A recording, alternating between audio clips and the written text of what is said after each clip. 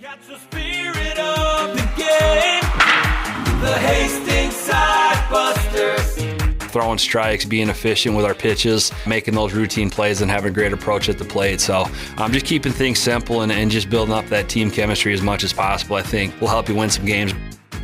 1-2. Swing and a miss as the Sodbusters strand the bases loaded to keep this a tie game. This one is bounced back up the middle and into center field for a base hit. 1 run scores. Here comes Printer around third. Our fans recognize that, and they know that it's a family atmosphere at our place, and that's what we like. To the left side and through for a base hit. The go-ahead run scores as Jensen delivers once again. This one, the lightest of light hits. He gets an RBI single. I think it's just a great experience, getting kids from all over the country to come in and play together. Catch the spirit of the game, the Hastings Sidebusters.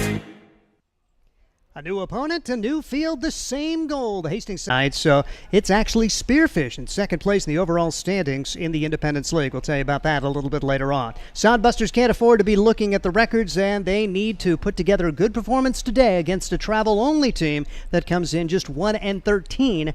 And this squad had to travel 8 hours from Casper after playing last night while the Sodbusters had the day off. No excuses here. Hastings needs a win. I'm Steve Stein. We'll hear from Ryan Valenta in a few. When we come back, a conversation with Sodbuster right-handed pitcher Fred Juden. This is Sodbuster Baseball. There's nothing like relaxing on a summer day. Nothing like taking in a Hastings Sodbuster baseball game. And there's nothing. Pepsi Cola of Hastings wants to make your nothing like be the best day it can be, whatever the occasion. Enjoy your favorite refreshing Pepsi product throughout the Sodbuster season and make your nothing like memories. Pepsi Cola of Hastings, a proud sponsor of Hastings Sodbuster Baseball. Dog Roll Patrol provides reliable and professional pet waste management services in the Hastings area. Hire Dog Roll Patrol today and spend more time enjoying your furry friends and less time cleaning up after them. Depending on your location and number of pets, Dog Roll Patrol will work with you to come up with a schedule that best fits your situation. Dog Roll Patrol takes great pride in their work. Family owned and operated out of Hastings. Get a free quote and details on the services at dogrollpatrol.com. Hi, I'm a baseball umpire. My job can get pretty stressful. I have to keep my eyes open at all times, and if I don't make the right call, people boo me. So to relax, I visit a Nebraska lottery retailer like this one and buy some scratch tickets. It always calms me down. Hey, you cut in line. I did not. All right, you're out of here. Hey, he didn't cut. All right, you're out of here. I feel better already. The Nebraska Lottery. Top prize odds vary by game.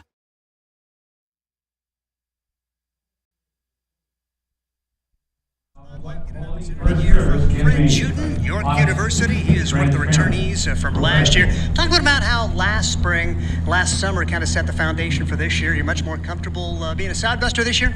Yeah, I'm feeling a lot better. I feel like, over the spring, over at York, even in the fall a lot, I was able to get a lot of video, do a lot of just like visualizing, do a lot of mound reps to help me just feel out my body a little bit more and come out here in the summer and just be a lot more comfortable on the mound.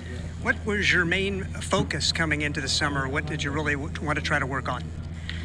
So really limiting the walks, trying to get those down a lot, and I feel like because when I'm in the zone, I'm very effective, getting easy outs, weak contact. So I think that's just one of the biggest things, and really just getting a better feel with my body and my stuff, like my changeup, curveball, and letting that play and help me get out there and compete. And that's got to be frustrating because you got the stuff. When it's going well, throw strikes, you can get outs, it seems like. Mm-hmm. Yeah, for sure. Yeah, sometimes it definitely does get frustrating coming out here, and when things don't go your way, and it takes a while to get back out there on the mound. But I like to just try to keep things simple and take it day by day, and just as long as I'm getting 1% better every day, it's a good day. We're talking with Fred Juden. Have you enjoyed your time in Nebraska? I mean, you did the Sodbuster thing last summer. You'd signed with York University. How was your spring in York? Spring in York was pretty good. It was a lot colder. People were telling me how cold it was going to be here during the winter, coming to spring, but I couldn't really, understand like how it was actually going to be until I lived through it. So that was definitely an experience, getting used to the, you know, climate being so cold and the wind out there, it being so windy. But other than that, it was a great season. I really loved the guys and the coaches on the team. I feel like we all got along real well. We started off not so hot, but we were able to bounce back and make it a memorable season, I'd say. We're talking with Fred Juden. You mentioned the cold. Pitching in the cold, is it just hard to get a feel? What's the most difficult thing about being a pitcher in March in Nebraska? I'd say just warming up. You know, coming out the pen, if you're not always like trying to stay active and on your feet and at least like be in the game, it's going to be a lot harder for you to warm up compared to Florida where it's humid out there. You don't really got to do much. You're there, and then boom, you step on the mound and you're already throwing it good. So I'd say the warm up definitely was the hardest part, warming up and getting ready to go.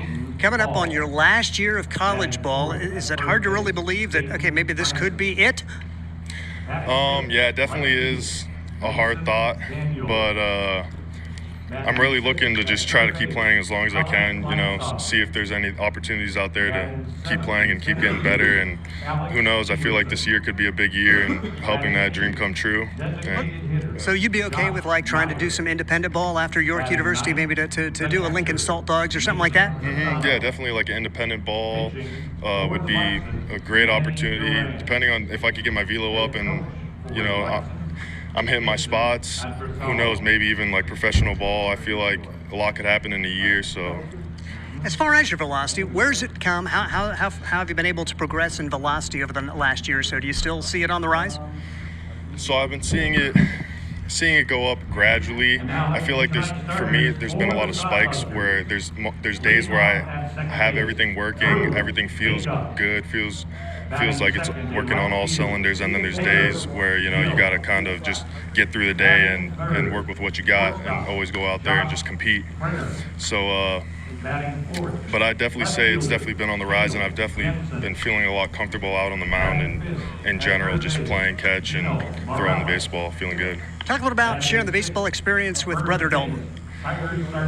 Man, we've been through a lot. Yeah, I used to be a catcher in Little League, and he was a pitcher, and I was a pitcher too. But I remember catching his games during Little League. It was definitely a fun experience, and then just being able to, you know, go through high school, and then eventually ended up going to college, same college together, same JUCO, and now we're at the same 4-year finishing up at York. It's definitely been a cool experience being able to share that with him, and, you know, having him to continue to keep each other in line and get better, and that little competitive edge we have with each other. It's always fun. So it's been a blast. We're talking with Fred Juden. Academically, talk a little about how that's progressed. Are you on track to graduate? And tell us a bit about your major. So yeah, I'm on track to graduate with my psychology degree, and I took my associates in arts degree over at my JUCO, graduated with that, and then transferred. So now I'm taking a lot more psychology classes here, and I'm on route to graduate. And yeah, I've been enjoying that, and not too sure what I want to do with that profession, but I know there's a lot of like military veterans out there struggling with PTSD and stuff like that, and I've watched some podcasts on that, which would be interesting to get into, you know, helping other people out and try to go through struggles. So that's like an avenue, a possibility. But yeah, that's where you know, my interest from psychology comes. And it's fascinating too, being a psychology major. Baseball is so much psychology. How has that helped you, some of those things, as you try to put that to the test out there on the mound? Yeah, definitely just having to remember that it's a game, and you know, growing up, my dad's always told me to remember where you come from, and just being a little kid out there on the field, you know, just trying to take that feeling and then bringing it here to the college level, and never letting the game get too high or too low, always staying with that even keel. I feel like it could take you a long way mentally on the side of baseball. He's Fred Juden, our Sodbuster Spotlight. I'm Steve Stein.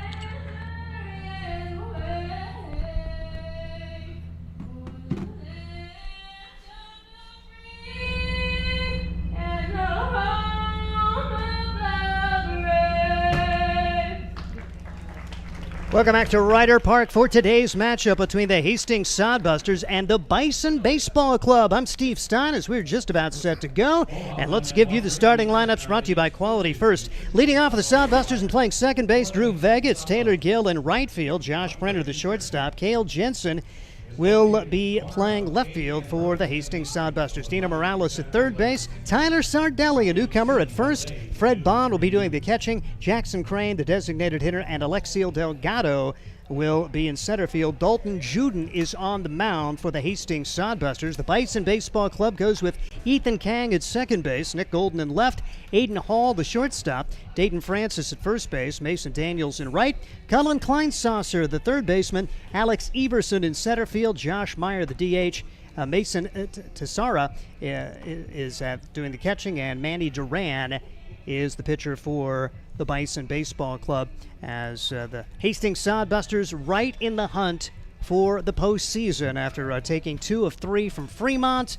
Got some help with the Nebraska prospects taking out Fremont yesterday, and meanwhile Spearfish has lost a couple recently, so Spearfish a half game up on Fremont for the second spot, and Hastings just a game and a half back. We'll get the perspective of Ryan Valenta as this first inning gets rolling, as Hastings 25-18, the Bison Baseball Club 1-13. Hastings hitting .256 on the season with a team ERA of 4.91. The Bison Baseball Club, kind of like the Plainsmen of the first half, as they at .235, a 7.77 ERA, not real deep. They're averaging 4 runs a game, giving up 12, so they've been the victim of some lopsided losses so far this year. We'll have to see how it works out today.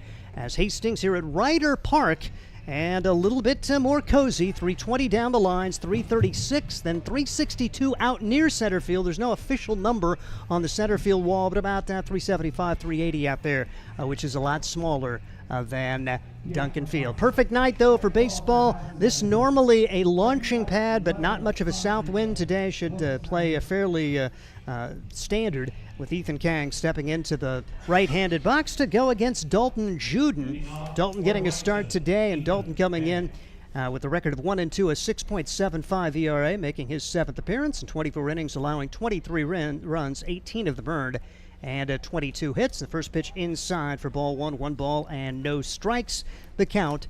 And Ryan Valenta, man, sorry, I just dominated everything. We're off to a little slow start, had to reset the camera, and it's been one of those days. You got the day off Thursday, so glad you got your talking in, Steve, but good stuff. Could fly out there to start the game, but like you said, I mean, my perspective is pretty much the same as yours. It's a very healthy spot that the Sodbusters are in. Just a heck of a job for them to win 2 out of 3 against that Fremont Moo team that after the first game you thought the Sodbusters win would be let out of their sails, and maybe that would be it, but this team's still very much alive, and they know that, and they're going to be playing some good and tough baseball to try and clinch that second half spot. Ethan Kang a fly out to center. Nick Golden steps into the left-handed box and takes ball 1 ball and no strikes on Kang, as he is coming into this contest. Should say Nick Golden is batting after Kang flew out. Nick Golden out of American River University in Sacramento, batting .343, one of their best hitters. 5 runs batted in, 3 runs scored. And pitch swung on and missed. 2-1 to count on Nick Golden. So Ethan Kang flying out. Nick Golden batting now for the Bison Baseball Club, who had to play Casper yesterday and then make the long road trip today, while the Sodbusters had yesterday off after the home series with Fremont, winning 2 out of 3 of those. 3 balls and a strike now on Nick Golden. And Golden, he's one of the many two-way players. Virtually all of the Bison Baseball Club will be having an opportunity to pitch and hit, and it's a 5-pitch walk to Nick Golden. That'll bring to the plate Aiden Hall. Aiden Hall striding toward the plate. .244, a home run, 3 runs batted in. He just got out of high school and is a D1 guy. Going to be headed to Long Beach State. It's a good opportunity for him to get college-level at-bats here as he gets set to live the D1 baseball dream. As we see Nick Golden lead away from first, and the pitch is taken upstairs for ball 1 ball and no strikes on Aiden Hall. This batting average of .235 for the Bison. They've hit 4 home runs, playing all road games, 19 of them, 5 more, including tonight. Bouncing ball left side, that's a base hit. So after the fly out to left, Golden walks, Hall singles, and there are runners at first and second with one man out. Like you mentioned, Steve, about the day off yesterday for the Sodbusters, their last one of the season. No days left for the guys, and say they got these 2 games here this weekend, go on the road for the last time, and then the last series at Duncan Field. So hopefully the guys enjoyed their day off, but need to win this one. It's nothing taken for granted for the rest of the season. This is a large individual in the right-handed batter's box, and he is an Arkansas Tech guy. I know they made Arkansas Tech guys that big. Most of our Arkansas Tech guys are a little smaller dudes than that. And this man is a pretty darn good player. Dayton Francis, 350, a home run, 3 doubles, 10 runs batted in. Leads the team in batting average, in doubles, and in RBIs. Runners at first and second, only one man out. Juden brings it home, and this one is rifled to the left center field gap. Could be trouble. That is going to be extra bases off the base of the fence. 1 run will score, and it's going to be runners at second and third. 3 straight have reached. Golden with the walk, Hall with a single, Dayton Francis doubles to the left center field fence, and the Bison Baseball Club has an early 1-0 lead. That one just right over the heart of the plates, and Dalton has been a little bit wild so far to start off the game, and that was the case where, he's probably sitting 1 pitch for a fastball right there, and Francis did not miss it. That was off the fence on the fly. Pitch inside to Mason Daniels, as he's from California Miramar, Division II program, batting .270, 3 runs batted in, 4 runs scored, and takes the pitch inside. We heard Fred talking about it in the pregame, and Dalton pretty much the same situation. It's all a matter of command for these two. When they can get it over effectively, they're both pretty good. Pitch swung on and missed, took something off of that, went 2 balls and a strike. Earlier this year, Dalton throwing a complete game, 7-inning, 1-hitter in a victory. Fred also has a win for the Sodbusters as this pitch is blooped down the right field line. Could be trouble, but no, nice play. How about the debut here? Tyler Sardelli's first chance. Arkansas Tech, welcome to the Sodbusters. Not an easy play whatsoever. Completely running full speed or behind him, just making the basket catch.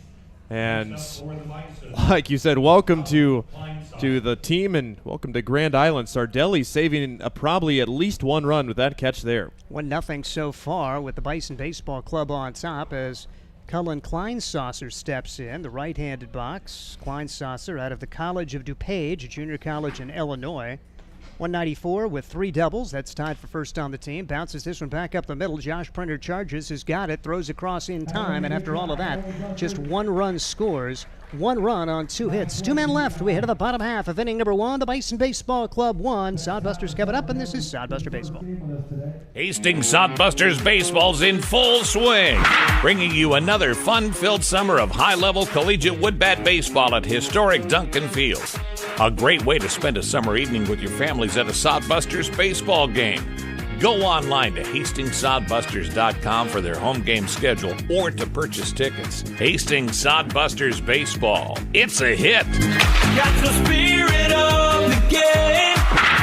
The Hastings Sodbusters. There's nothing like relaxing on a summer day. Nothing like taking in a Hastings Sodbuster baseball game. And there's nothing like an ice-cold Pepsi to make the day perfect. Pepsi Cola of Hastings wants to make your nothing like be the best day it can be, whatever the occasion. Enjoy your favorite refreshing Pepsi product throughout the Sodbuster season and make your nothing like memories. Pepsi Cola of Hastings, a proud sponsor of Hastings Sodbuster Baseball. At the bottom half of inning number 1 as the Bison Baseball Club have Manny Duran on the mound. He has a 6.72 ERA, no record, making his 4th appearance. In 8 1/3, he's allowed 9 runs, 8 of them earned, 12 hits. He struck out 4. He has walked 6. Defensively, see their backstop of Mason Tisano. Playing first base, it's Dayton Francis. At second base, Ethan Kang. The third baseman is Cullen Kleinsasser. Shortstop, Aiden Hall. In left field, Nick Golden. The center fielder is Alex Everson. And in right field, Mason Daniels. Is gorgeous night here at Ryder Park. Bison baseball coming up with a run on 2 hits in the first. Sodbusters will try to get it going with Vega, Gill, and Printer here in the bottom half of inning number 1 as Drew Vega steps in, a batting average of .318. 11 runs batted in, 24 runs scored, leads the team in stolen bases with 19, coming off a 1-for-9 series against Fremont. So he's seen his batting average dip down a little bit. Pitch outside for a ball, 1 ball and no strikes, but Vega is at the top of the order. Spent a lot of time there this year. We've also seen Taylor Gill in recent days, who's been on a tear. Alexiel Delgado's been hot. He was a leadoff guy at the beginning of the year and maybe has found a home at the bottom of the order. Bouncing ball back up the middle, and it is off the glove of the shortstop. Aiden Hall got there, couldn't field it cleanly, and we'll see how they score that one. That was actually off the second base bag. He almost got there and then had to take a kind of a left turn towards him. So that was the funky hop there. So straight base hit, and that's got to feel good for Drew. One of the few guys that did not get in on the hit party on Thursday's blowout win against Fremont where he went 0 for 5. So Taylor Gill bats now after that leadoff single, and Gill has been playing really well. Batting average of .400 since joining the Sodbusters, 14 out of 35. Runner at first, nobody out. Pitch taken high for a ball, 1-0 the count on Taylor Gill for the Hastings Sodbusters. So he continues to tear it up. Had a 3-for-8 series against Fremont after that nice road trip to Casper. If there is a nice road trip to Casper, it's a long road trip to Casper. At least it's scenic out there. Yes, and it's if you're going to go out there, you may as well get some hits. And certainly the case for Taylor Gill. Runner goes, pitch by the catcher, and into second base will go Vega. And Gill will be at second now. So the Sodbusters trying to get the run right back after Dalton Juden gave up a run on 2 hits in the top half of inning number 1. If you're in the Grand Island area, come on out to Ryder Park. Tonight and tomorrow, 6:35 each night, as the Bison Baseball Club in town. They're one of the travel-only teams got to put together for this part of the season. You had the Plainsmen playing most of their games in the month of June. The Bison Baseball Club got together early July and playing 19 games on the road to try to help out teams. Their home schedule, 2 here, and then 3 more for Fremont, and then the Bison will be done for the summer. A 3-0 count now on Taylor Gill. Runner at second, nobody out. Duran, a check of the runner, and the pitch is a little bit high. So great speed on there with Josh Printer batting in the 3-hole coming to the plate. A little different role for him, batting .271 on the year, a home run, couple of triples, 6 doubles, 23 runs batted in, a team best 29 runs scored, and he has been hot. Multi-hit game in the series finale against Fremont, 2 for 4, 2 runs batted in, 3 runs scored as the Hastings Sodbusters able to get that victory 14-4, trailing early 3-0, trailing 4-2, and battle back to get the win behind a great pitching performance from Braden Cork in relief. Pitch taken outside for a ball, 1-0 the count on Josh Printer. What a big series that was, Ryan Valenta. After losing the opener, a lot of heart and soul showed by that Sodbuster team to come back and win the next 2. And a lot of heart and emotions left on the field, too. And Fremont, with pretty much nothing going their way on Thursday, they kind of quite literally laid down and died, where the Sodbusters, they've come back from adversity like that this season. But like you said, Steve, it was great to see for the guys. And this Bison baseball team, it's not really been their offense that have been the problems in their 14 games so far. It's really been their pitching staff. And that is, Sodbusters may allow a few runs tonight, but if their bats can get going, should be good going for the guys. Josh Printer at the plate. Big swing, no contact here, so he's fallen behind. We'll have to battle. You mentioned the team ERA for the Bison Baseball Club is almost 8, but they're giving up 12 runs a game, so they give up some unearned runs as well, and they've been on the short end of some big blowouts. Of course, smaller parks that they've had a chance to play in earlier this year, and against some powerful teams, particularly Spearfish. Spearfish can swing it.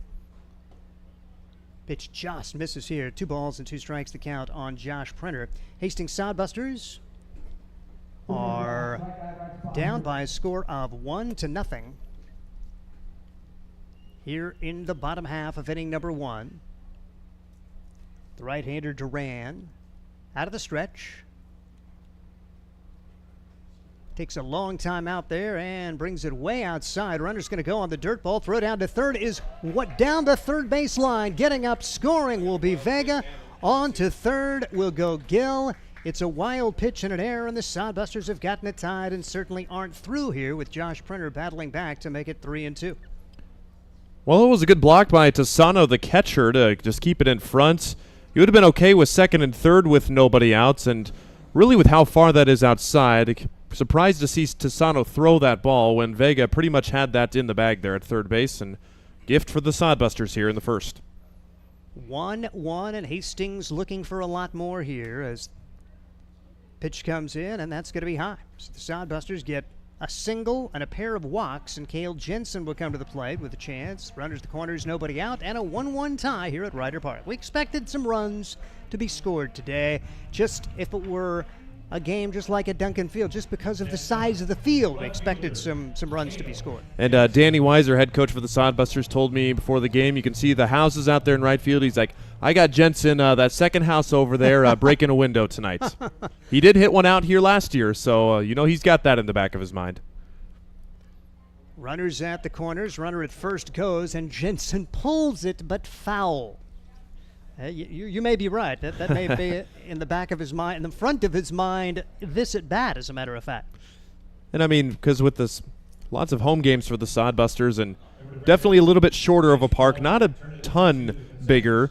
It's about 380 to center, and then about 320, 330 to the corners. So a little bit shorter in the corners where the hitters will probably be aiming tonight if they've got that in their minds. 269 for Jensen on the year, and he lines this one into right field for a base hit. Didn't try to do too much. Sodbusters will have runners at the corners again on an RBI single from Cale Jensen. So went up there not swinging for the fences. He'll bring home Gill. Printer goes first to third. Sodbusters lead it 2-1 now with Dino Morales trying to continue the successful start here. The first four have reached against Manny Duran. And while I think it is kind of in the guys' mind, like I said, maybe put a charge into one, it's just almost muscle memory at this point. The guys are so used to just hitting those line drives, and how about Cale Jensen just keeps hitting after that disastrous slump earlier in the season. Pitch in the dirt. Wild pitch will score the run as coming home will be Printer. Jensen to second base, and the Sodbusters have a 3-1 lead.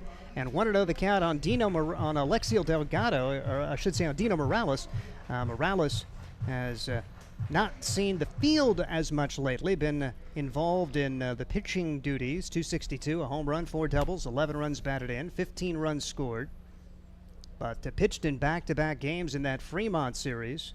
It's a guy who has really come to the forefront in that aspect of his game and picked up a 3-inning victory in really one of the key games for the Sodbusters this season. Hastings winning that kind of ugly, but a very important victory on Wednesday of that 3-game series, and then they just came back to blow out Fremont. Fremont may have let that get to him as the prospects beat him yesterday. And Morales very patient up there as he's taken the first 3 out of the zone. Dino Morales, the York University Panther, college teammate of the Sodbusters starter today, Dalton Juden, and we'll see an early visit to the mound here for the head coach, Jason Adversello. Jason Adversello and Tim Ewells are both coaches at Liberty Ranch High School, and if you're going to coach a team here on the Plains, where would you be? Galt, California. They come all the way to this part of the country. Had you ever been out here before? Oh, yeah, not too much, but just kind of taking the opportunity to coach about 20 games, some college-age players, a lot of Californians on this team, so they kind of brought some guys from that part of the country out here to play in Wyoming and Nebraska, and so neat experience, and hope they're enjoying their time on the Plains. Can only play California baseball and like kind of coast baseball for so long, right? Mm-hmm. You got to get the Midwest experience. Come to the Plains. Yes. So the early visit to Manny Duran, who's laboring here in the first, trying to find a way to get the first out. Single, pair of walks, another single, and Dino Morales trying to keep the train going here. 3-1 the score, and we're just in the first inning. As Duran brings it home. Big swing, no contact, as Dino gets the green light 3-0 and does not make contact. Looks like pitcher Duran went with something soft there rather than a 3-0 fastball, which you do not see too often, and Dino was way out in front of it. So has been a very valuable member of the pitching staff, and hits this one a mile high behind, out into short left field. The shortstop out there to make the play, Aiden Hall, and that's the first out of the inning. And Dino just hasn't quite gotten it going offensively this summer. Like I say, may have had his attention split with the duties that have been thrust upon him from a pitcher's role. And for a guy, I mean, you talk with him, I mean, he sounds like he's got it going with the pitching thing. I mean, maybe that's kind of been more of his main focus, knows he can hit, and maybe wants to put some more focus in pitching there. Here's Tyler Sardelli, who made a really good defensive play, gets his first at bat for the Hastings Sodbusters and takes ball one. Sardelli taking the roster spot of another Arkansas Tech Wonder Boy. Sawyer Duddleston had a nice finale for the Hastings Sodbusters. 1-0 the count. And this one right off the end of the bat. It's going to stay fair. Going to be a tough play for the third baseman. Throws to first in time. Good job there for Cullen Kleinsasser to gun down Sardelli. There are 2 outs. Nice visit to the mound for their head coach as they've gotten 2 outs since. And here's Fred Bond trying to keep the inning going. Yeah, deep in the hole, Kleinsasser needed to make a perfect throw and did just that. Excellent play. Fred Bond, offensively at 161 this year. Does have a double, a triple. He's knocked in 9 and scored 7 times. Missed a few weeks doing some family stuff. Came back for the Casper trip. Pitch across for a strike. No balls and a strike to Fred Bond. Played 1 game of the Fremont series. Went 0 for 5. Out of Scottsdale Community College. An Arizona guy returning to the Sodbusters after he played for Hastings 2 years ago. Rifles this one foul down the left field line. It's quickly 2 strikes on Bond as the Sodbusters sending their 7th man to the plate. What's been a long old first inning. Bison able to get 1 on the board and stranded 2, and Hastings having their first 4 reach here today. 3 of them have scored so far with a runner in scoring position and 2 men out. As the right-handed pitcher Manny Duran comes set and brings it high. 1 ball and 2 strikes. Pretty nice uniform combination for the Bison Baseball Club. We're the Gem City Bison, and they've got some nice uniforms and maybe the best logo in the Independence League. I think it's one of the reasons the IBL wanted to keep that team, because it's pretty cool. The hip Bison, if you will. 2 balls and 2 strikes now. Big fan of it. And this particular franchise could be finding a hometown in the offseason and hopefully have home games and road games for next year. Much like the Plainsmen, that's the goal, to have them have a home. 2-2 pitch way outside, 3-2. It has been nice, though, for the teams to play more home games. The Sodbusters, along with the other regular 5, meaning not too many road trips, because you get this Bison baseball team and the Plainsmen to go along with the Nebraska Prospects, all playing games on the road. And it has been a struggle for the road-only teams. In the second half standings, the Prospects won just their 2nd game in 12 tries. The Bison won in 13. The Plainsmen finished out 1-11 in the second half.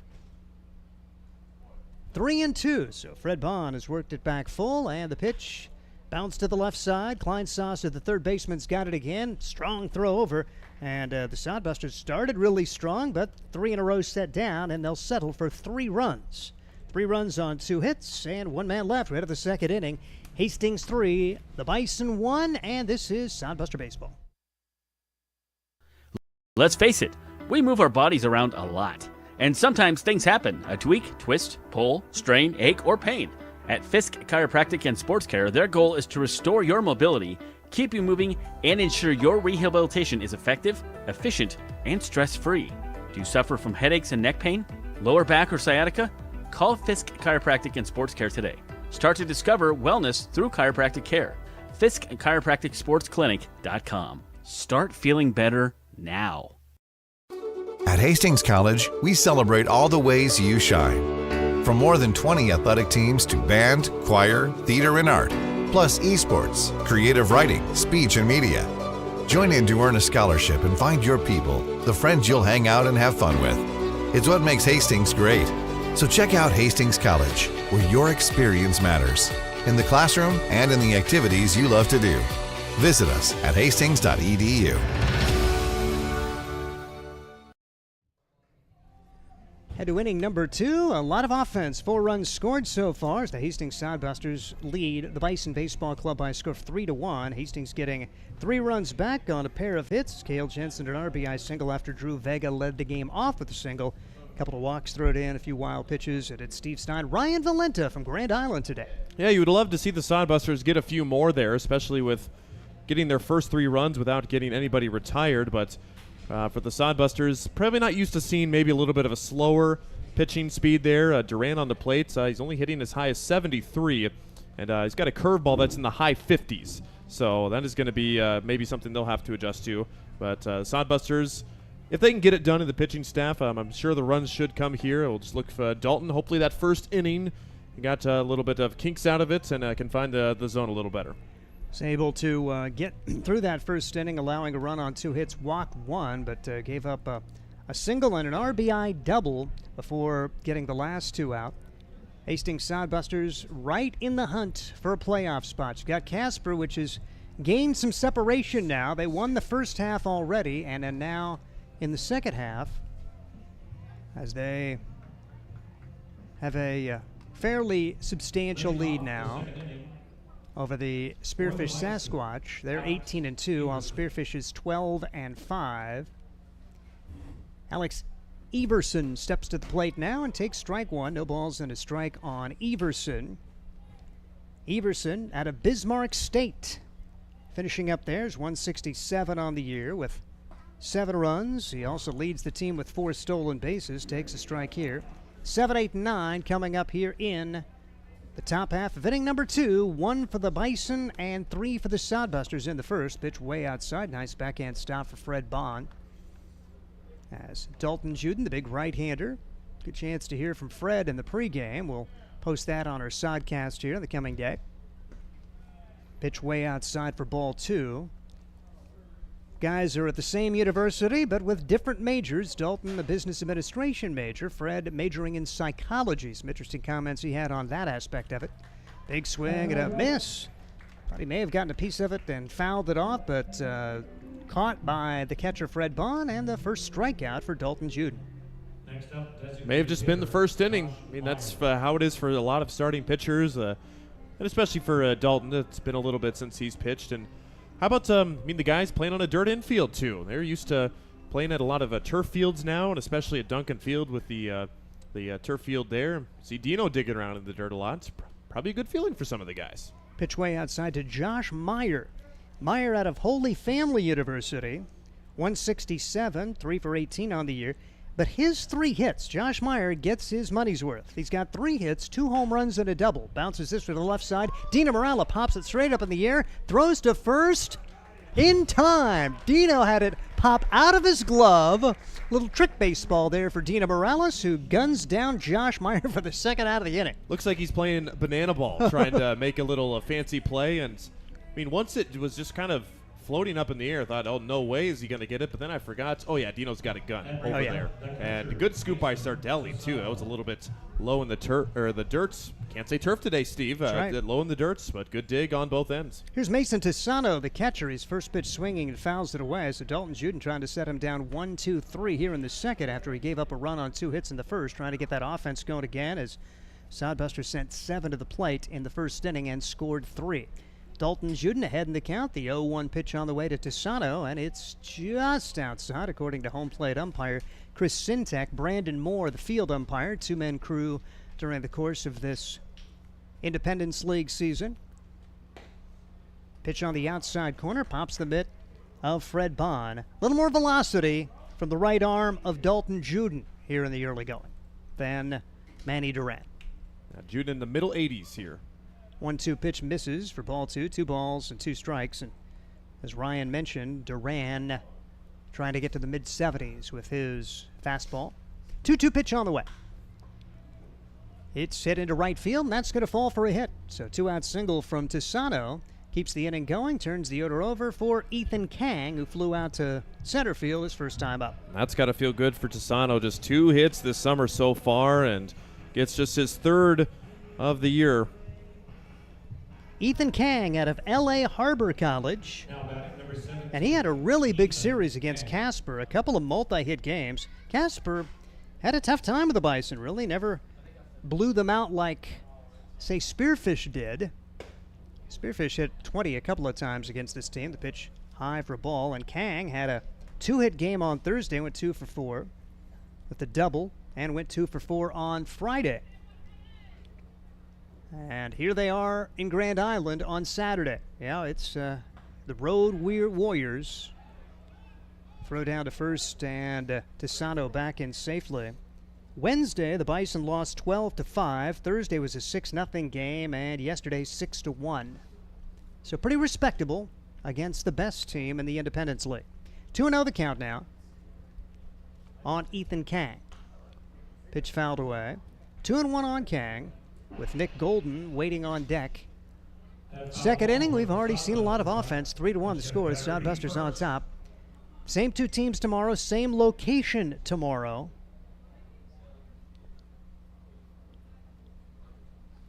Two-one delivery, and this one is going to drop in there for strike 2-2, trying to get this third out of the second inning. He had a 2-strike count on Tisano, but Tisano with a solid base hit to right field to keep the inning going.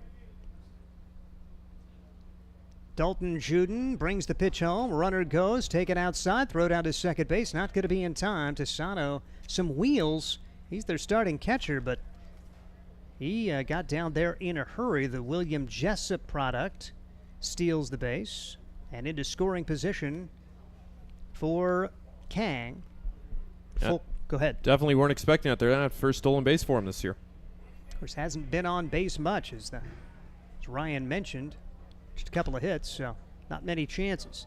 This pitch is fouled down the left field line, and it will be out of play. It remains 3 balls and 2 strikes on Ethan Kang, their leadoff guy,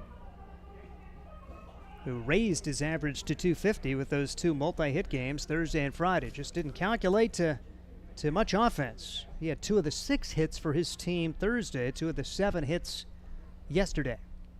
3-2 pitch outside, and Juden now has given up back-to-back base runners, the single and the walk, and Bison trying to make it hurt with Nick Golden coming to the plate.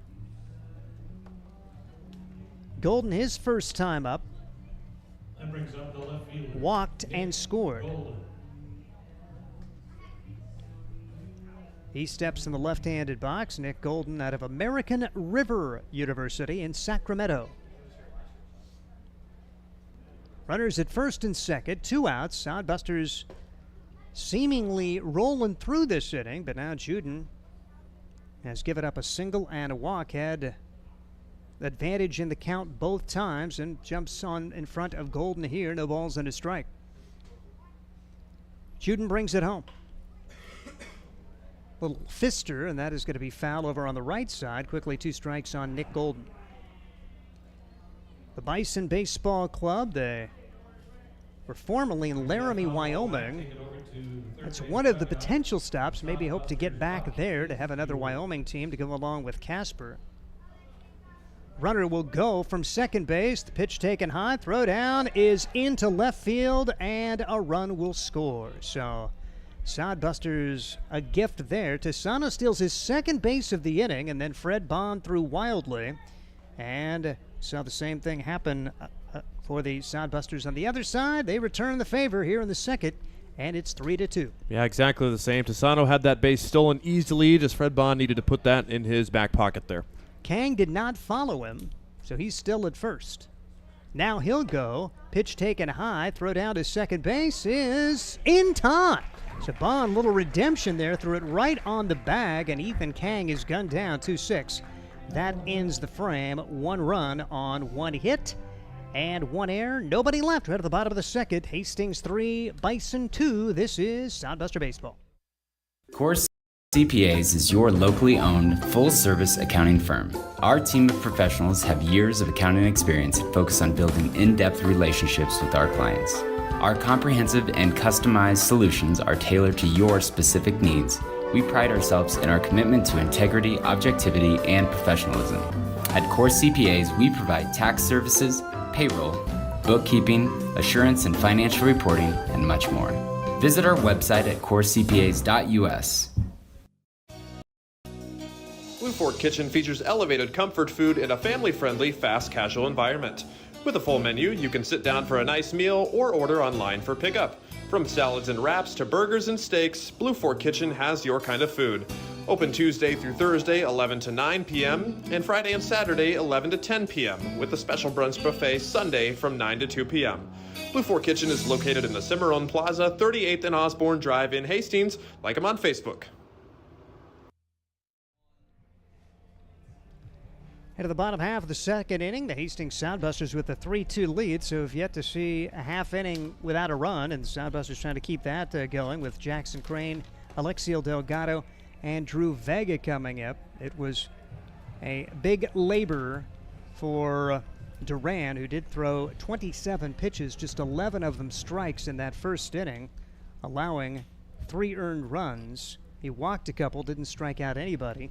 Meanwhile, Dalton Juden, apparently on his way to a 1-2-3 inning, ended up giving up a run after he had gotten the first 2 out, had 2 strikes on a couple of other guys, but just could not finish the deal. And then an error allowed the run to come home. So Jackson Crane stepping into the right-handed box for the Hastings Soundbusters, hopefully getting healthy. He's had that wrist issue.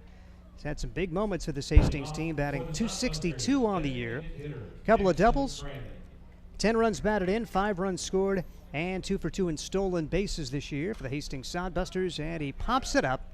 Foul territory, coming back behind home plate and making the grab. That is Mason Tusano for the first out here in the second. Went out, nobody on for Alexiel Delgado. Alexiel has been hot. 5 out of 8 in the Fremont series, had a 3-hit game. Couple of runs batted in the matchup on Thursday after he had a multi-hit game in the first game of that series. A guy who was under 200 seemingly forever is all of a sudden up to 252 and hitting 328 at home. So good to see Alexiel heading in the right direction just at the right time of the year. And he's got a 1-1 count on him. Alexiel Delgado for the Hastings Soundbusters out of Carolina University. Solid spring. You knew he had the capability. 336. Watches this one drop in for strike 2. 1-2 the count on Alexiel Delgado for the Hastings Soundbusters. Leads the team with a couple of home runs. Leads the team with 7 doubles. Here's the pitch. In the dirt. Been a big battle for the team RBI lead. Several guys right in the hunt there, and the runs scored. It's been pretty good balance for this Hastings team. 2-2 pitch. Swing and a miss, and Delgado disappointed with that plate appearance. He'll go down on strikes, and 2 up, 2 down for Duran as he'll face the top of the order in the person of Drew Vega. Vega singled and scored his first time up. Soundbusters had their first 4 reach, the first 3 score, and all of a sudden Duran getting into a little bit of a roll as he set down 5 in a row. Yeah, must have been just like we saw with Dalton, just a little bit of first inning jitters and not taking a lot of velocity to get the Soundbusters out here in the early going. And the pitch to Vega is over for a strike. I don't know if it's jitters or 8.5 hours on a bus, too. That also maybe just takes you a little while to get the kinks worked out. Although these guys are young, they can handle it. I'd still be stretching out after that long. 1 ball and 1 strike on Drew Vega for the Hastings Soundbusters. Another of the Arkansas Tech guys had a chance to play baseball and football for his dad. Rifles this one foul. Still looking for that first extra base hit of the year. It's just stunning to think, as good an average as he's got, and with as much speed as he's got, that he hasn't placed one at just the right spot to at least get a double. And for how the Bison are playing him, you know, he goes that right center field. If he can get it over the second baseman's head, that should be one. Takes this one through straightaway center instead, and the second baseman over to cut it off, Ethan Kang. And how about that for Manny Duran as he sets him down 1-2-3 in the second. We head to the third. It is a 3-2 lead for Hastings. This is Soundbuster Baseball.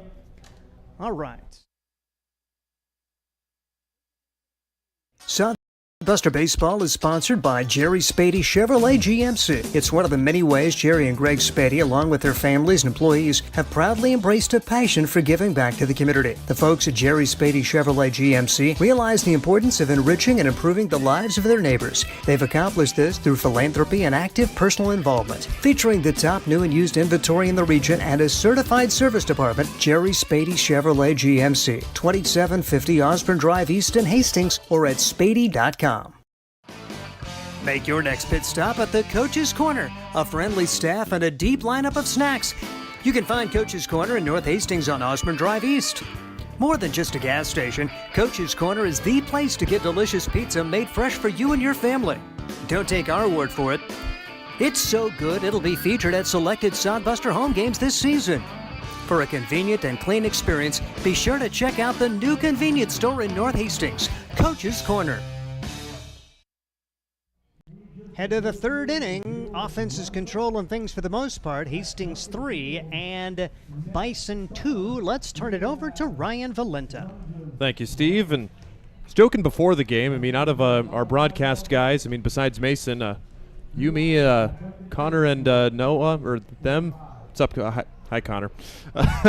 Is it doing me or doing the traveling today? I mean, you guys are you're the Grand Island guys coming out to here, so nice to just maybe drive down the street today. I hope so. Literally, and I forgot where I was going, and I started going to Grand Island Senior High, because literally our station's right over there. Okay. And I started thinking, where am I going? I haven't done a game at Ryder Park. Oh, yeah, I guess at least I didn't drive to Hastings. That's good. You'd have found baseball there and been like, why are all these high schoolers here? Oh, yeah. Also, the reason we're playing here in Grand Island today, the Hastings Juniors, the Johnson Imperial Homes Juniors, chance to host the A7 area tournament down in Hastings.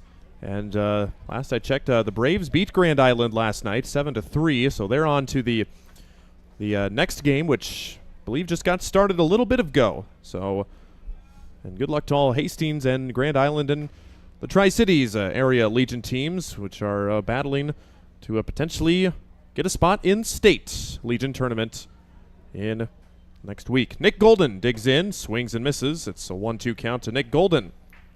Been one of the better guys for the team, 12 hits in 10 games, and of those games, he's already got 4 multi-hit games, including a 3-hit game against Oahe. Grounds it over the head of Juden. Here comes Printer. Gloves, throws in time. Sparkling play by the Sodbusters shortstop, who always seems to make it look easy over there. Really going to miss him next year. His last chance to play this summer level of baseball, and he has just been a fixture at the shortstop position. That'll bring up Aiden Hall. He got the first hit of the game for the Bison back in the first inning, but he was left stranded at third base.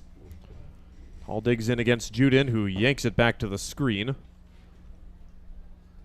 Also be interesting, obviously, a new ballpark. I mean, the Sodbusters used to new ballparks, obviously, since they go on the road frequently, but Ryder Park here, unlike Duncan Field, no padding.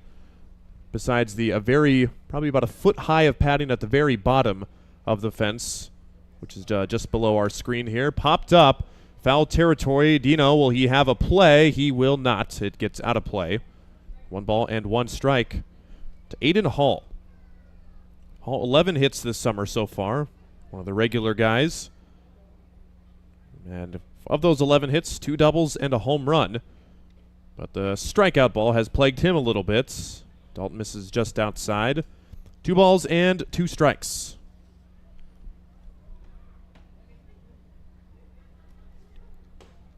Outside, and now the count will run full. Dalton trying to find a groove here. He was close to doing so in the second inning when he set down the first 2 in a row, and then he allowed the next 2 to reach. But then that second guy was caught stealing second base. So Dalton in the middle of his second time through the lineup. Aiden Hall with the full count pitch again. Up high for ball 4, and Juden walks his third tonight. Well, it's a 1-out base runner, and the cleanup hitter, Dayton Francis. Like Steve said in the first inning, this is a dude. He is he's wearing that uniform with pride there. He's a Bison, that is for sure. Fills it out, doesn't he? He does. And you got to be careful of him because Francis put a ball to the left center field wall on the fly in his at-bat in the first inning. First pitch from Juden, right down the gut for strike one. Francis coming into the game, their best hitter. He now has 15 hits, the highest total on the Bison's team. And his team best fourth double in the first inning, which drove home a run, his best in RBI. A lot of offensive category leads for the Bison first baseman.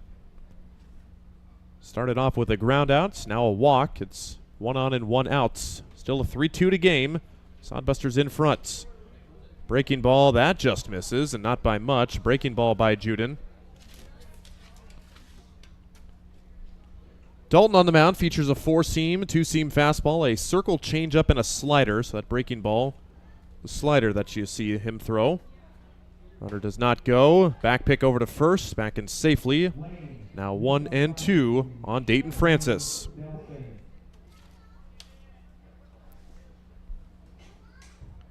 Francis has a couple of multi-hit games where he hit 3 hits and 4 hits each, and that 4-hit game was against Casper earlier this week.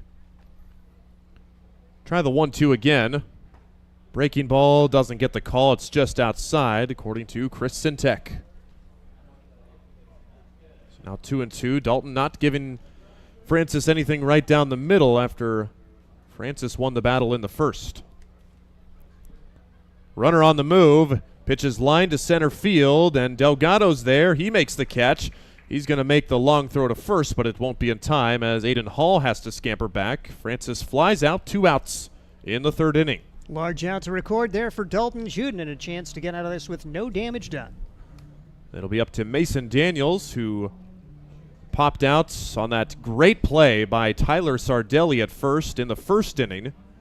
That was when Sardelli was running full speed with his back facing the infield and made the basket catch, with the Bison threatening for more than 1 run in the first. First pitch to Daniels.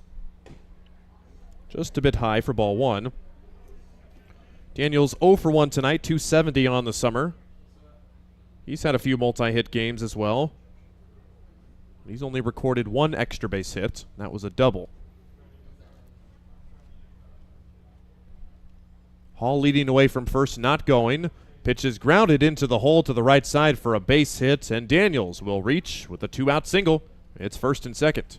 Pretty decent hitting up and down the lineup for this Bison baseball club. They've gotten some decent swings, and as you mentioned, Ryan, it's not necessarily their offense that has cost them some games. They've been involved in some slugfest, but just have had a heck of a time slowing other teams down. They seem to understand that the velocity of Juden is not going to beat them. They're not afraid to go to the opposite way from their right-handed hitter specifically, with the opposite field single from Daniels. First pitch, slider in there for a strike to Colin Kleinsasser. He's been busy over at third base on the defensive end for the Bison, and he visited Josh Printer at the shortstop position his first time up. He is 0 for 1. Juden brings it. Slider misses up high. It's 1 and 1 with 2 outs here. With the hits by Daniels just a moment ago, already 4 hits for the Bison and only 2 for the Sodbusters. Big swing and a miss into the glove of Fred Bond, and 1 strike away from getting out of the inning.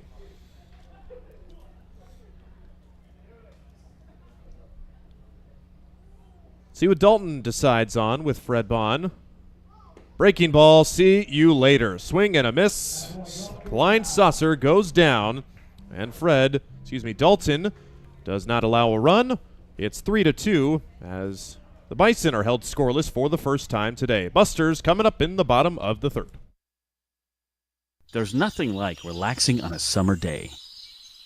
Nothing like taking in a Hastings Sodbuster baseball game. And there's nothing like an ice-cold Pepsi to make the day perfect. Pepsi Cola of Hastings wants to make your nothing like be the best day it can be, whatever the occasion. Enjoy your favorite refreshing Pepsi product throughout the Sodbuster season and make your nothing like memories. Pepsi Cola of Hastings, a proud sponsor of Hastings Sodbuster Baseball. Hi, I'm a baseball umpire. My job can get pretty stressful. I have to keep my eyes open at all times, and if I don't make the right call, people boo me. So to relax, I visit a Nebraska lottery retailer like this one and buy some scratch tickets. It always calms me down. Hey, you cut in line. I did not. All right, you're out of here. Hey, he didn't cut. All right, you're out of here. I feel better already. The Nebraska Lottery. Top prize odds vary by game. 3 innings in the books, where the Sodbusters will come up in this third inning. Before we officially close out the third inning, it is 3-2 Sodbusters against the Bison Baseball Club, the travel-only team. Their 15th game, their lone win came exactly 1 week ago today against the Spearfish Sasquatch. That was an 11-8 final, so they got the job done, but not without a little bit of a close call there with the 3-run win against the Sasquatch, who pretty much every other game against the Bison, they absolutely blew them out. So that is the only win for the Bison. Mentioned they just went off their series against Casper, where Casper didn't really blow them out in any of the games, and the Bison were within striking distance in pretty much all 3 of those games, but nothing to show there. 0-5 against Oahe, 0-4 against Casper, and 1-4 versus Spearfish. Taylor Gill in the left-handed batter's box. Fouls off. The pitch from Manny Duran. Back out for his third inning of work. Taylor Gill, Josh Printer, and Cale Jensen due up. Now they're in the Nebraska tour. As 2 games here, 3 games in Fremont, and then they'll be done for the summer. Get you some Midwest baseball in the very central part of the country. Gill takes just high, looks like. It's 2-1. And Taylor Gill, what a summer he has been having for the Sodbusters. Picking up right where he left off. Fouls it back, and it's now a 2-2 count to Taylor Gill. Busters hitting .246 as a team this summer, 345 hits in their 43 games so far this season. 2-2, waving a miss in the dirt. I'll have to throw down to complete the strikeout, and it hits Gill on the back. Huh. And that's Mason Tasano there. And didn't really want to get it over there in any hurry, and a bad throw. It's a wild pitch strikeout, and Gill reaches. Don't see that every day, and you can check that one off of your obscure bingo baseball card at home. Manny Duran had that tough first inning, but had been going pretty well. There is right-handed action behind him, double-barreled action, so could be on a pitch count here. We'll see if the Sodbusters can add to a 3-2 lead. Pitch to Josh Printer is outside for ball 1. It's one better thing about Ryder than at Duncan. We can see the opposing bullpen here, and we can't really see the Sodbuster bullpen the best, so it's kind of opposite here. But do we know that Duran's time may be short? Printer lofts one in the air to left field. Nick Golden calling for it if it ever comes down. It does, and he makes the catch for the first out of the inning. And Taylor Gill retreats to first base. Unfortunate, because Gill pretty much had that base stolen. He would have been in scoring position, but instead he'll retreat, and we'll see what the Sodbusters can get done with 1 on and 1 out. Cale Jensen will bat. He lined a ball to right field for a single in the first inning. And we'll see what he can do. And Jensen lightning hot. Throwing over to second base.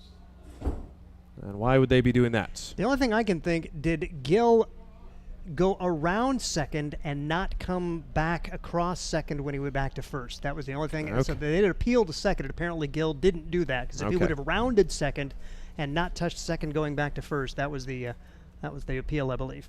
Jensen takes strike 1 down the middle. I didn't even see Gill touch second, so glad you caught that, Steve. Yep, that is the rule. If you go past a base, you must retouch it on the way back.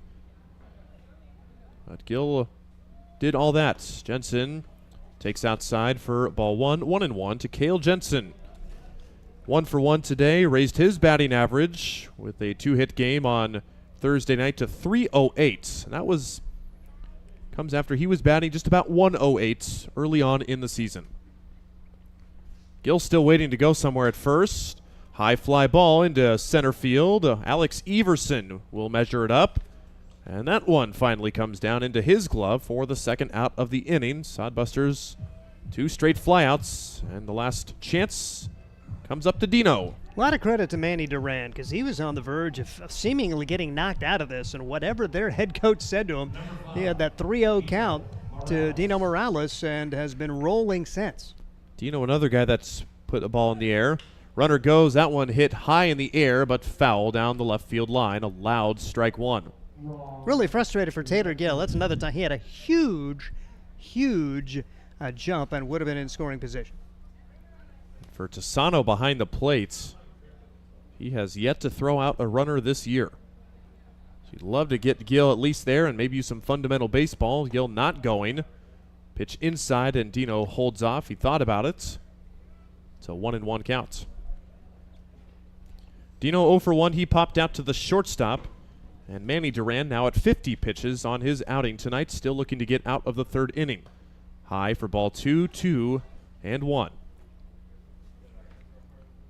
Duran just making his 4th appearance this summer, 2nd start. He's pitched as high as 79 pitches in his last start against Casper earlier this week. 2-1 from Duran, takes a couple looks over at Gill. Dino way out in front, and he's down to his last strike. 2-2. Almost looks faster than 71, 73. Maybe Duran's added a couple of ticks. But again, he was in the high 60s, low 70s, pretty much the whole first and mid part of the second inning. Here's a 2-2 pitch. Ooh, it looked good, but just called a little bit low. The count's now 3-2. It'll give Taylor Gill a head start at first base. Here's where you can put one in the gap here and perhaps give yourself another run here. And here it comes. Outside, ball 4. And we've got a 2-out base runner in Dino Morales, who fights well and earns himself a free base. Tyler Sardelli, big chance for him. His first Sodbuster hit could produce a run with the speedy Taylor Gill now in scoring position at second. 3rd walk for Manny Duran on the night now. That's to go with just 1 strikeout. Scott Galusha getting on the mic, encouraging the new guys, as he puts it. It's time to make a good impression. Let's go, new guy. Tyler Sardelli making his Sodbuster debut today and takes a strike at the knees for strike 1. Sardelli grounded out to 3rd base. That was first of a couple of good plays from Colin Kleinsasser, who was deep in the hole but made the perfect throw. Duran set with the 0-1.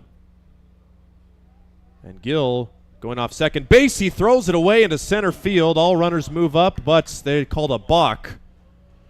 And so it'll just be both runners moving up now as Duran did not properly step off and is called for the balk to give runners at 2nd and 3rd. Now a chance to get 2 home if Sardelli can find the grass. Well, now those gaps looking extra juicy for Sardelli. Like we said, looking to make that first impression here. Pitch down low. It's ball 1. 1-1 to Tyler Sardelli. Sodbusters still with just 2 hits, and they have not recorded a hit this inning. Their 2 base runners are on a walk and a wild pitch strikeout.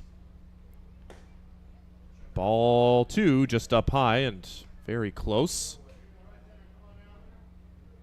Just about an hour into game time here. This game, besides the Sodbusters going down 1-2-3 in the second inning, has seen quite a few guys on base in the early going. 2-1, too high for ball 3, and Bison wanted that call and did not get it. Now Sardelli in front with the hitters counts, 3-1.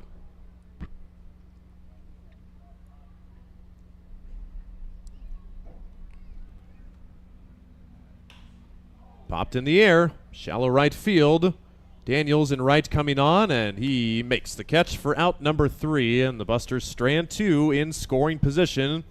And Manny Duran, how about the job for him to strand a couple of guys and keep this a 3-2 ball game. When we come back, the Bison coming up in the 4th inning. Hastings Sodbusters baseball's in full swing, bringing you another fun-filled summer of high-level collegiate wood bat baseball at historic Duncan Field. A great way to spend a summer evening with your families at a Sodbusters baseball game. Go online to hastingssodbusters.com for their home game schedule or to purchase tickets. Hastings Sodbusters baseball. It's a hit. Got the spirit of the game. The Hastings Sodbusters. Dog Roll Patrol provides reliable and professional pet waste management services in the Hastings area. Hire Dog Roll Patrol today and spend more time enjoying your furry friends and less time cleaning up after them. Depending on your location and number of pets, Dog Roll Patrol will work with you to come up with a schedule that best fits your situation. Dog Roll Patrol takes great pride in their work. Family owned and operated out of Hastings. Get a free quote and details on the services at dogrollpatrol.com. 3 innings in the books. We go to the top of the 4th at Ryder Park in Grand Island. The Sodbusters home away from home here for the weekends, making their second trip to Grand Island in as many years. Had a game in Ryder Park last year. That was against the Badlands Big Sticks, when the Sodbusters welcomed them to town.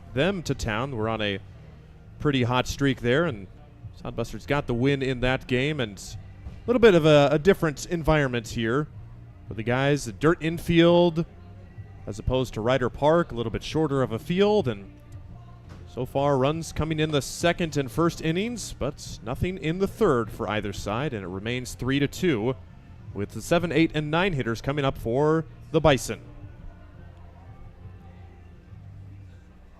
And still going to be interesting to see if any of the Sodbuster guys are going to be trying to use the wall ball here. Sodbusters with 2 home runs at Duncan Field last year, but they have had no home runs at home at all this year. All of those 4 home runs coming on the road. Swing and a miss for strike 1 to Alex Everson, who struck out swinging his first at bats. Dalton Juden so far in 3 innings, 4 hits, 2 strikeouts, and 3 walks. High chopper off the plate. Going to be a tough play, and Drew Vega can't handle it. Be an infield hit on the tough play. And a good, perfectly placed for Alex Everson to get the leadoff base hit. So it'll be a runner at first. Josh Meyer comes up to the plate. He grounded out to third base his first time up. Josh Meyer, just a $167 average coming into tonight's ball game. Does lead the team, though, with 2 home runs. And one of the guys who, I guess it's just his right hand, only goes with 1 batting glove on the lower left hand at the plates. Juden's first pitch, grounded to the shortstop. Printer flags it down, throws to second in time. Josh Printer, what a play. Just continues to produce for the Sodbusters on defense and turn a sure hit into an out. I was going to say, Josh Meyer at that first base bag, wondering how in the world didn't I have my first single of the year. His 3 hits were 2 homers and a double, and I thought, well, there's the single. But no, Josh Printer erases that with force out at second, so Meyer aboard on the fielder's choice. Meyer and Everson trade places. Pitches inside for ball 1 to Mason Tassano. Tassano got his 3rd hit of the summer in the first at-bat in the 2nd inning for him, and then stole a couple of bases before he came around to score. Pitch from Dalton. High, ball 2. So far for Dalton, 65 pitches in his outing. Trying to get through this 4th inning here in the first game of this short 2-game set against the Bison Baseball Club. High and tight, 3 straight have missed for Juden, who's in danger of walking his 4th batter of tonight's outing. Not really much wind at all here at Ryder Park. The flag out in the visiting bullpen lies still. 3-0, high strike called, and Tassano will have to come back and see another pitch.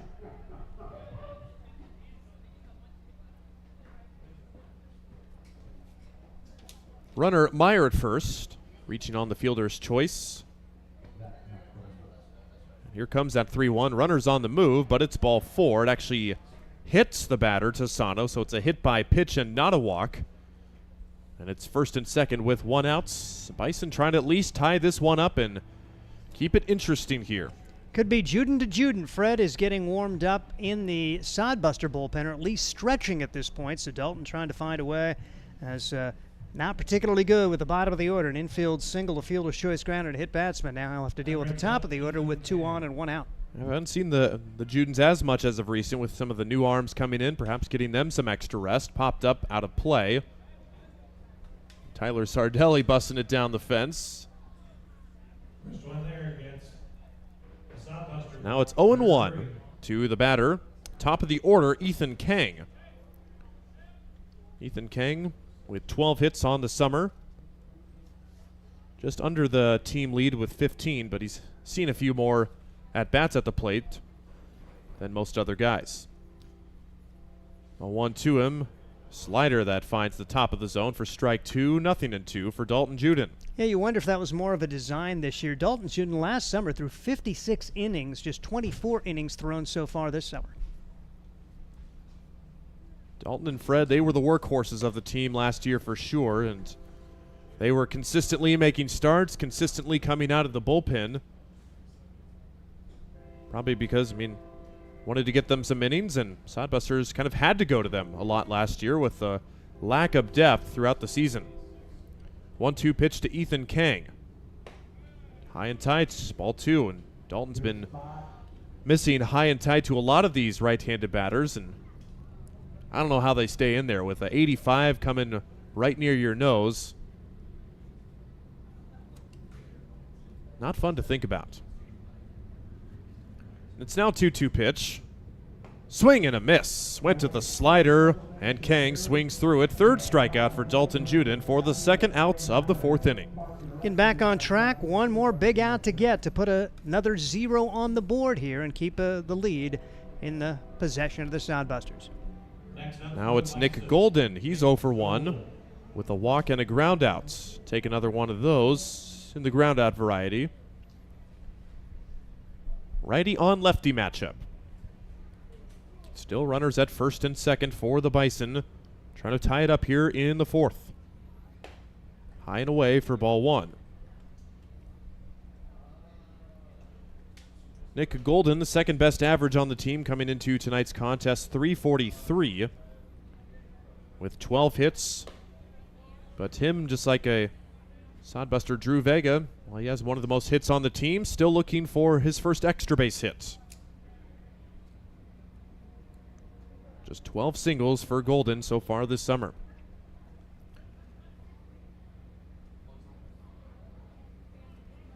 Time called in the box. Juden taking too long for the likes of Nick Golden. And we'll reset. 2-0 the counts. Josh Myers stands at second. Mason Tassano at first base.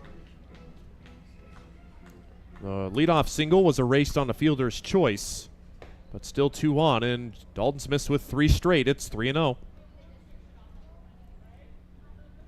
Walk would load the bases here.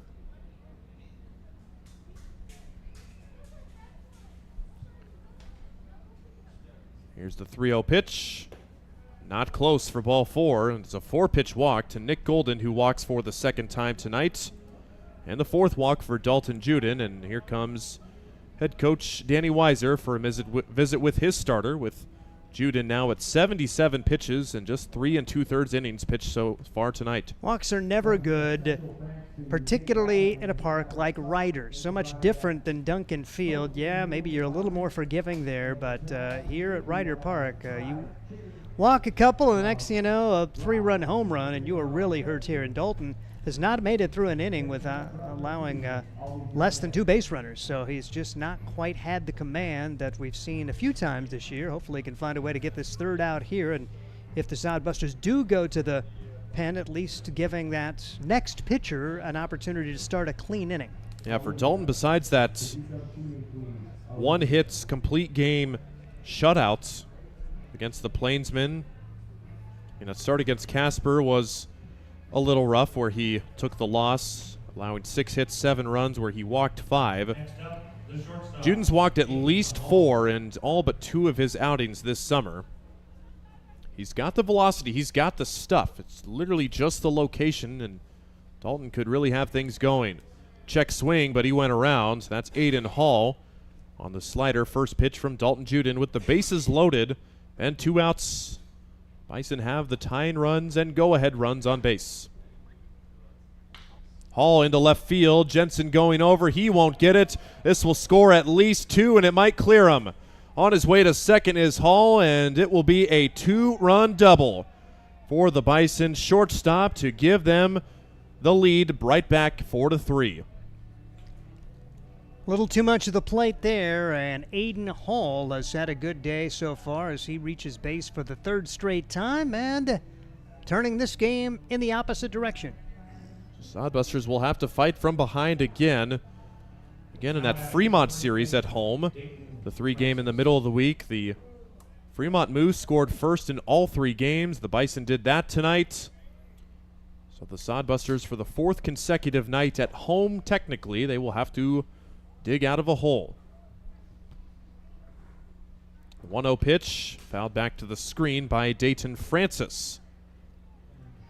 Francis with the wall ball double in the first and flew out to Delgado in center in the 3rd. He's 1 for 2.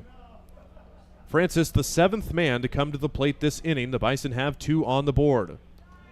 Breaking ball dips just a little bit too low out of the zone. It's 2 balls and 1 strike. Aiden Hall stands at second after his double. Nick Golden held up. He stands at 3rd. Francis, a slow chopper. Morales charges in, throws on the run. It's a bad throw. Do they tag him? Yes, they do. Good play by Tyler Sardelli. The throw takes him off the bag, but able to apply the tag on Dayton Francis to avoid another run coming home. And after all is said and done, the Bison take the 4-3 lead on 2 runs and a couple of hits, and the Sodbusters will try to get those runs back in the bottom of the 4th inning. Blue Fork Kitchen features elevated comfort food in a family-friendly, fast casual environment. With a full menu, you can sit down for a nice meal or order online for pickup. From salads and wraps to burgers and steaks, Blue Fork Kitchen has your kind of food. Open Tuesday through Thursday, 11 to 9 p.m., and Friday and Saturday, 11 to 10 p.m., with a special brunch buffet Sunday from 9 to 2 p.m. Blue Fork Kitchen is located in the Cimarron Plaza, 38th and Osborne Drive in Hastings. Like them on Facebook. Let's face it, we move our bodies around a lot. And sometimes things happen. A tweak, twist, pull, strain, ache, or pain. At Fisk Chiropractic and Sports Care, their goal is to restore your mobility, keep you moving, and ensure your rehabilitation is effective, efficient, and stress-free. Do you suffer from headaches and neck pain, lower back, or sciatica? Call Fisk Chiropractic and Sports Care today. Start to discover wellness through chiropractic care. Fisk Chiropractic Sports Clinic.com. Start feeling better now.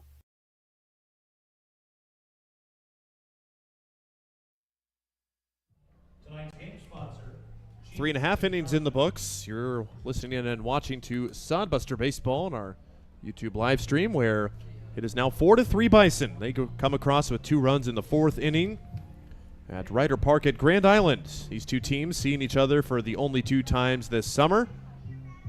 See each other tonight and tomorrow before the Bison hit the road for Fremont to end their abbreviated summer season. Fred Bond, Jackson Crane, Alexio Delgado, 7, 8, and 9 coming up for Hastings.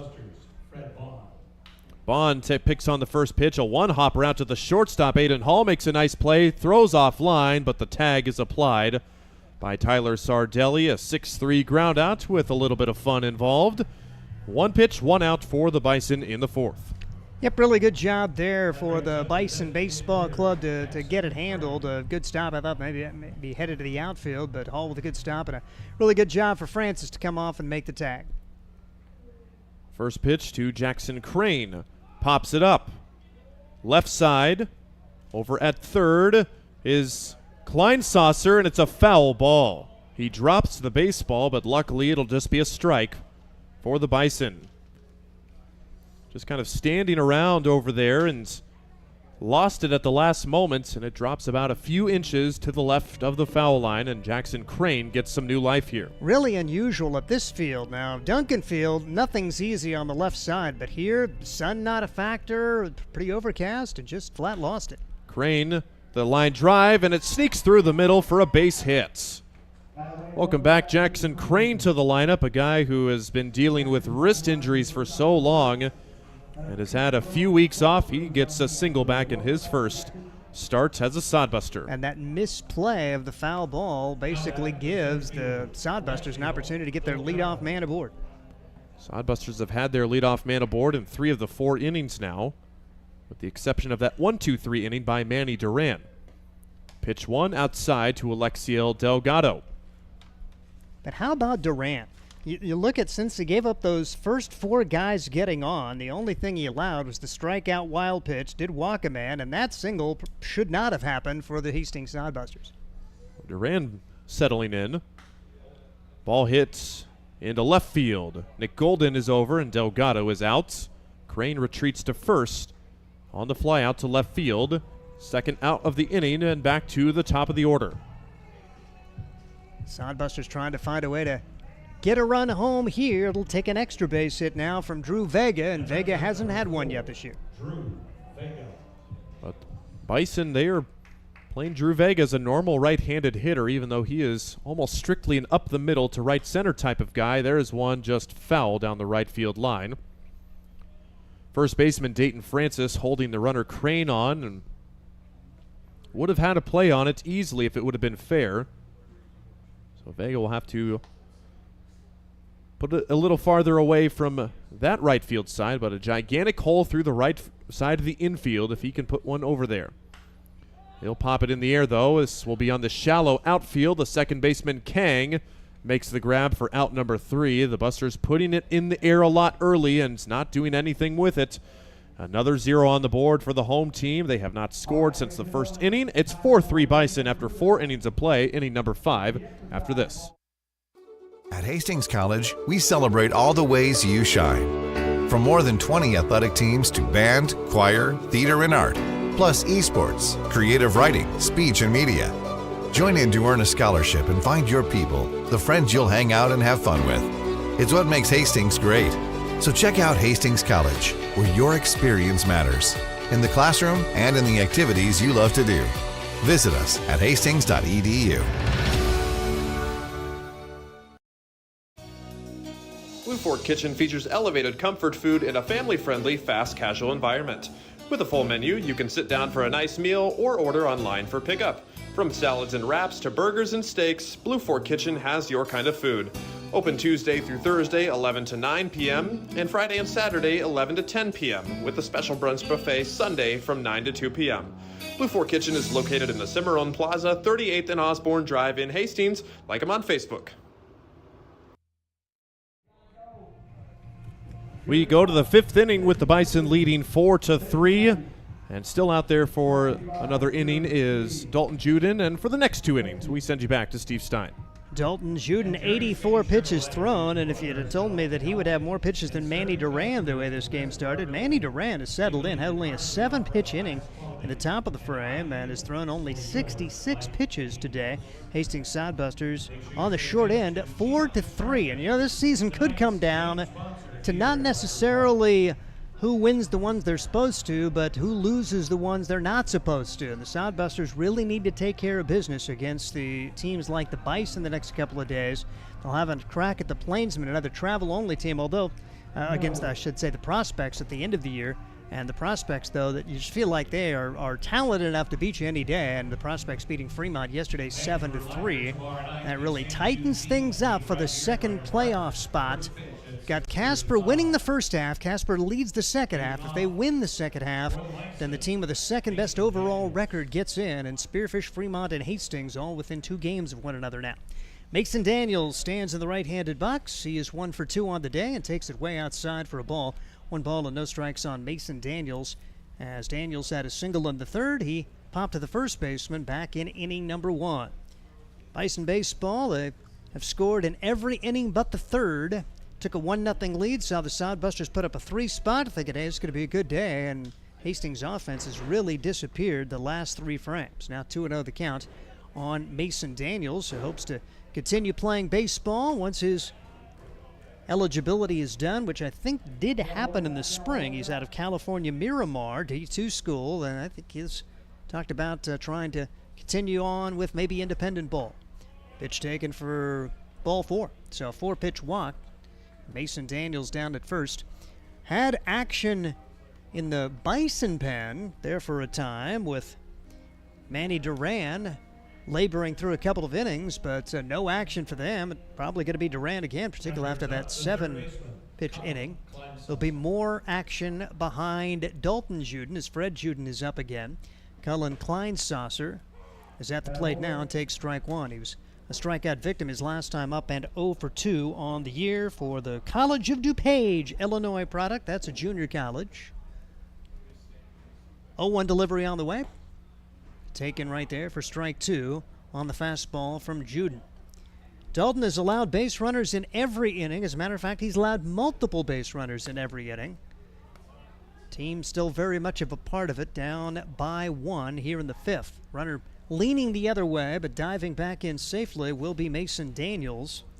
Daniels is 3 for 3 in stolen bases this year for the Bison baseball team. They're 15 out of 20 overall in their 14 games so far, so averaging more than a stolen base an inning. The Bison throw over and nearly gets away. Good job coming off the bag there for Tyler Sardelli. He's shown nifty glove work there in his sodbuster debut. More options over there at first. We've got guys like Ryan Jarvis. Swing and a miss. So Kleinsasser down on strikes for the second time. 1 on and 1 out.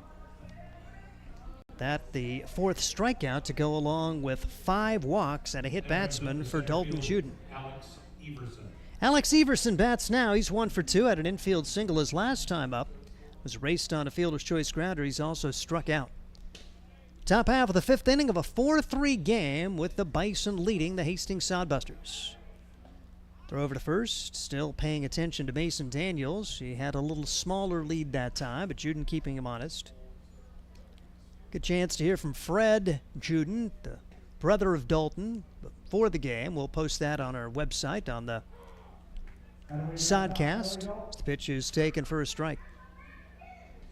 Alex Everson, Josh Meyer hoping to get an at-bat here in this 5th inning. Juden out of the stretch. Runner goes. The pitch taken for a strike. Throw down to second base. Out! Fred Bond is second caught stealing of the game, so a nice job there for Fred Bond. He's able to get a caught stealing of Ethan Kang in the 1st, and he guns down Mason Daniels here in the 5th. That will bring to the plate still Alex Everson. Everson down to the count now. 1 ball and 2 strikes after that 0-2 pitch missed. So trying to face the minimum for the first time in the game. 1-2 pitch. Popped foul. It remains 1-2 on Everson. A walk, a strikeout, caught stealing. And it could be the most relaxed inning for Dalton Juden if he could find a way to retire Alex Everson. It's been a laborious effort, and he does get the strikeout.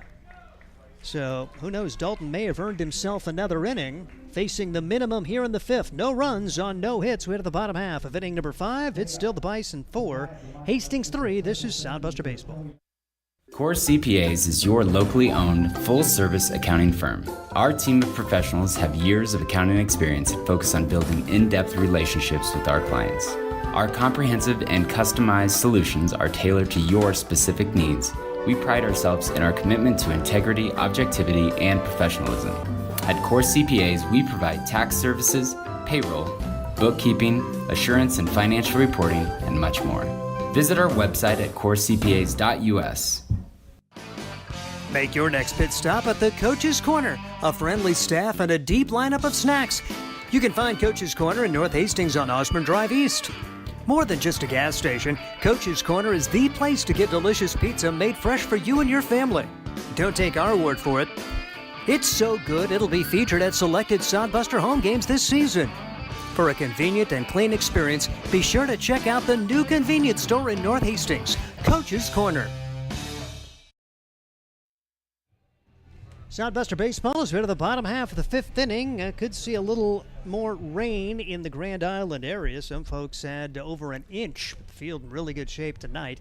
Not expected to delay play, so hopefully play through any kind of shower activity we have here as the Sodbusters trying to reignite the offense. Really disappointing after the kind of start they got off to as the first 4 reached against Manny Duran. You'd look like he was not going to make it out of the first, and here he is in the 5th, putting zeros on the board ever since.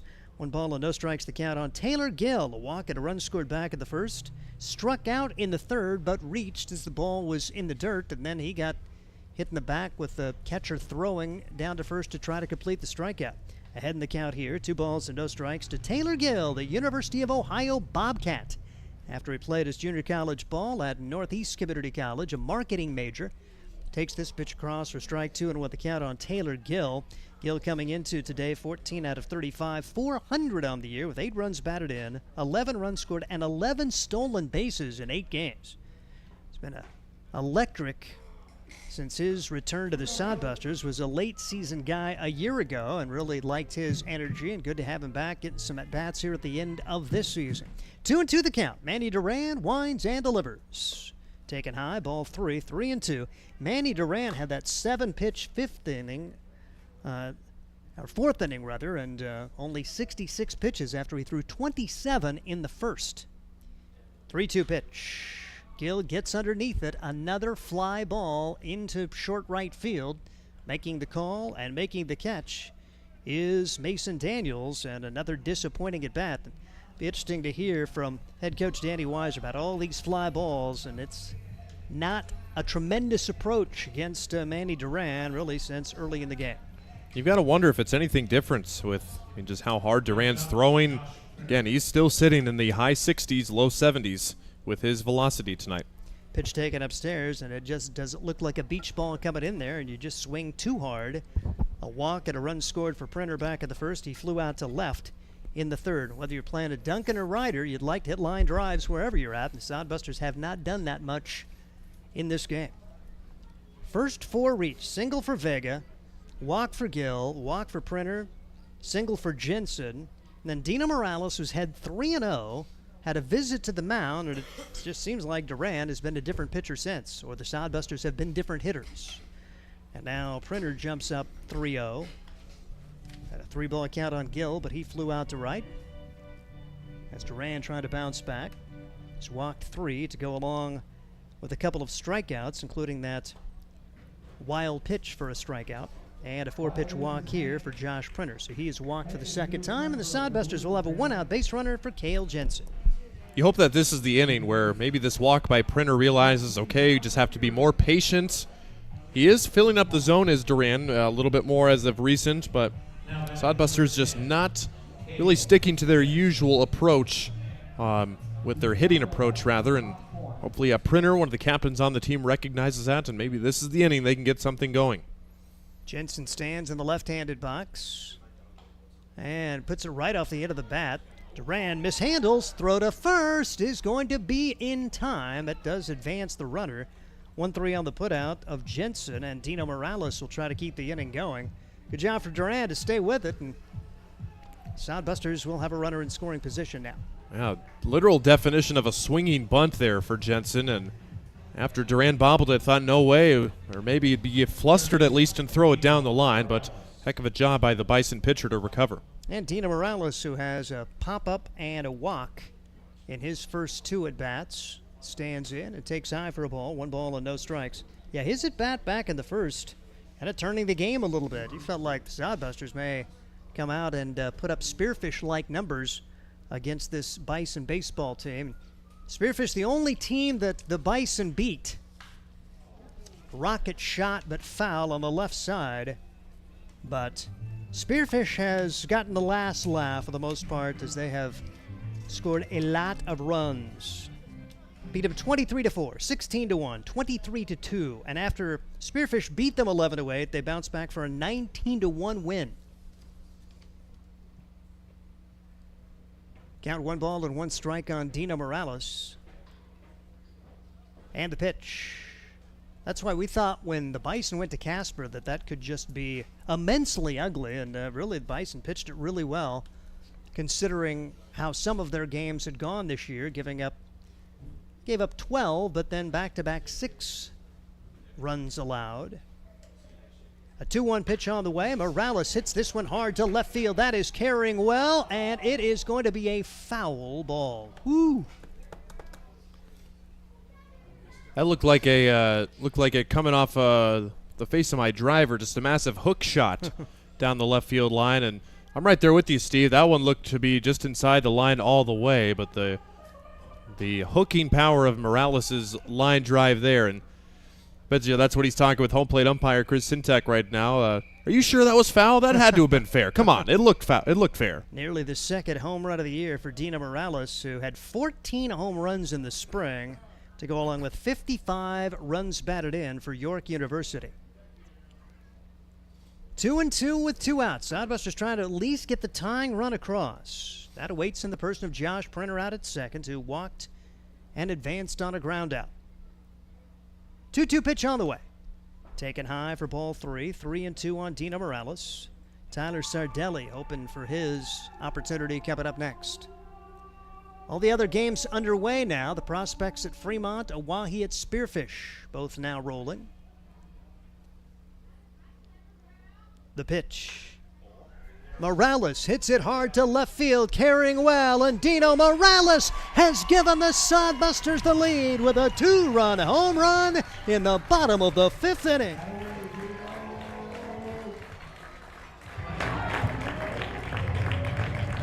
So Dino Morales sends it out of here. The first home run at home, just not at Duncan Field. And Hastings turns the game around and now leads it 5-4. 3-2 breaking ball for Dino, and he did not miss it right over the heart of the plate. Duran made the mistake, and Dino makes him pay. And the Sodbusters trying to reignite a 2-out rally now with Tyler Sardelli. Sardelli 0 for 2, a ground out and a fly out. His first 2 Sodbuster plate appearances. Takes the pitch down low for ball 1. 1-0 the count on Tyler Sardelli, another of the Arkansas Tech products. It's kind of half joking. Yes, you have to have a certain number of Arkansas Tech players on the roster at all times, so he comes in to replace Sawyer Duddleston. There's really no rule for the Sodbusters on that, but Sodbusters have had great contributions from that particular school in their history. Same color combos. You can just bring the green and gold from Arkansas, and you fit right in with the Hastings Sodbusters. 1-1 delivery on the way. Just misses inside for ball 2. 2-1 the count on Sardelli. So Duran had put up zeros since that first inning and was on the verge of getting out of this inning with no damage done, but Dino Morales gives the Sodbusters the lead back. Pitch a little bit high. 3 balls and a strike.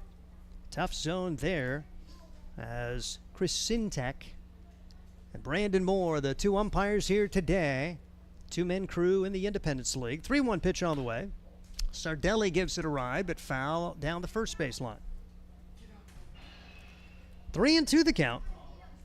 Sodbusters have regained the lead. They were down 1-0, up 3-1, down 4-3, and now they lead at 5-4 with a 2-run 5th. 3-2 delivery. Grounded sharply, back up the middle. Shortstop boots it, can't handle it. E6, the Sodbusters will have a 2-out base runner as Aiden Hall just could not find the handle on it. By the time he did, Sardelli was at first base. Yeah, really just no room for error there for Hall as it was right to him. A little bit of an in-between hop, and it ate him up.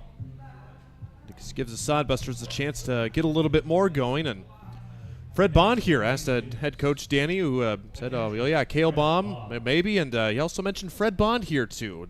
Let's see if he has some pop in his bat. 0 for 2 so far. A couple of ground outs to the left side of the infield. 1 to third and 1 to short. Swings and misses here at the, I guess you call it an off-speed pitch, the curveball there from Duran. And for a guy who's not had a great deal of velocity, that probably all look like off-speed pitches to the Sodbusters with some of the guys they've had to go against. Pitch misses, but you don't have to throw it hard all the time, and he makes Fred Bond swing and miss here. And overall, Duran, for the start he got off to, for him to get into the fifth and have a chance to finish the fifth, a pretty good accomplishment for probably a road-weary Bison team, just getting in from Casper hour and a half before the game. Called strike 3. Bond couldn't pull the trigger, but Hastings does grab the lead. They get 2 runs on 1 hit. There was 1 error and 1 man left, and we head to the 6th. Hastings 5 and the Bison 4. This is Sodbuster Baseball. Dog Roll Patrol provides reliable and professional pet waste management services in the Hastings area. Hire Dog Roll Patrol today and spend more time enjoying your furry friends and less time cleaning up after them. Depending on your location and number of pets, Dog Roll Patrol will work with you to come up with a schedule that best fits your situation. Dog Roll Patrol takes great pride in their work. Family owned and operated out of Hastings. Get a free quote and details on the services at dogrollpatrol.com.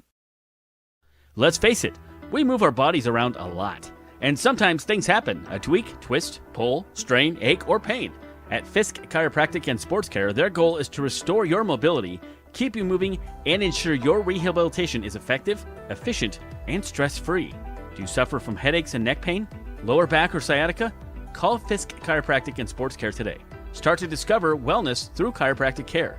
Fisk Chiropractic Sports Clinic.com. Start feeling better now. Hastings Sodbusters have regained the lead. It's 5-4 as we head to the 6th, and once again, here's Ryan Valenta. Thank you, Steve, and we complete the Juden pipeline here as Fred will go on and relieve brother Dalton, and Fred making the appearance after Dalton pitched 5 innings. He gave up 4 runs, 6 hits, and also had 5 strikeouts and a few walks to go along for Dalton. So Fred making the appearance, and he will try and do the same like we told you with Dalton, one of the guys who's just kind of looking more to figure out his control and command a little bit more.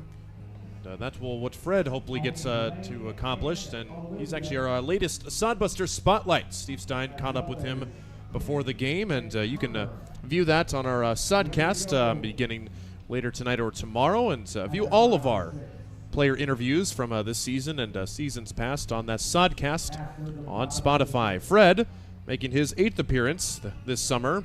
He has 1 start that he made.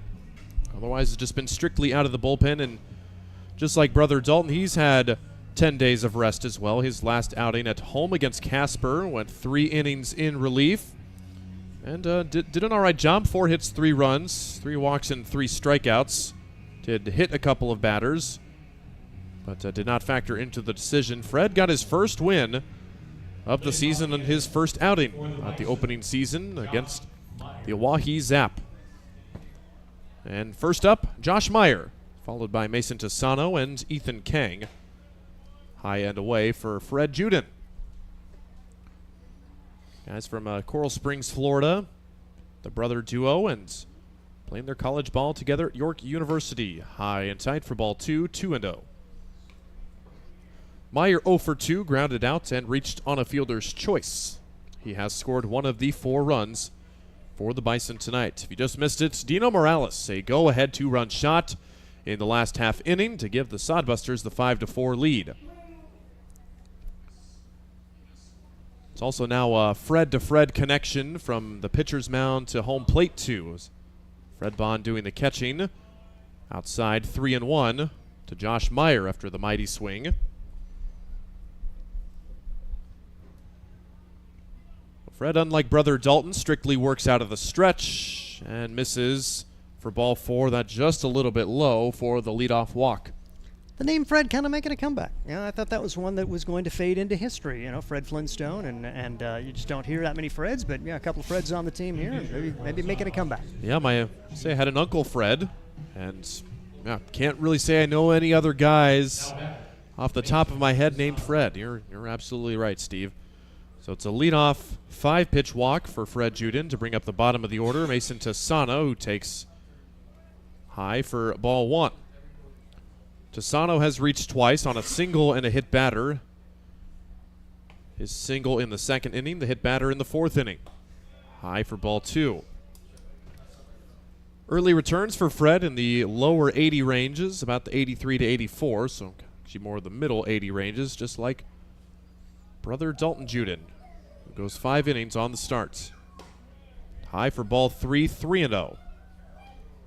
Fred missing high again. That was his Achilles heel last season, where it just seemed like he was off and missed shoulder or head high to most batters.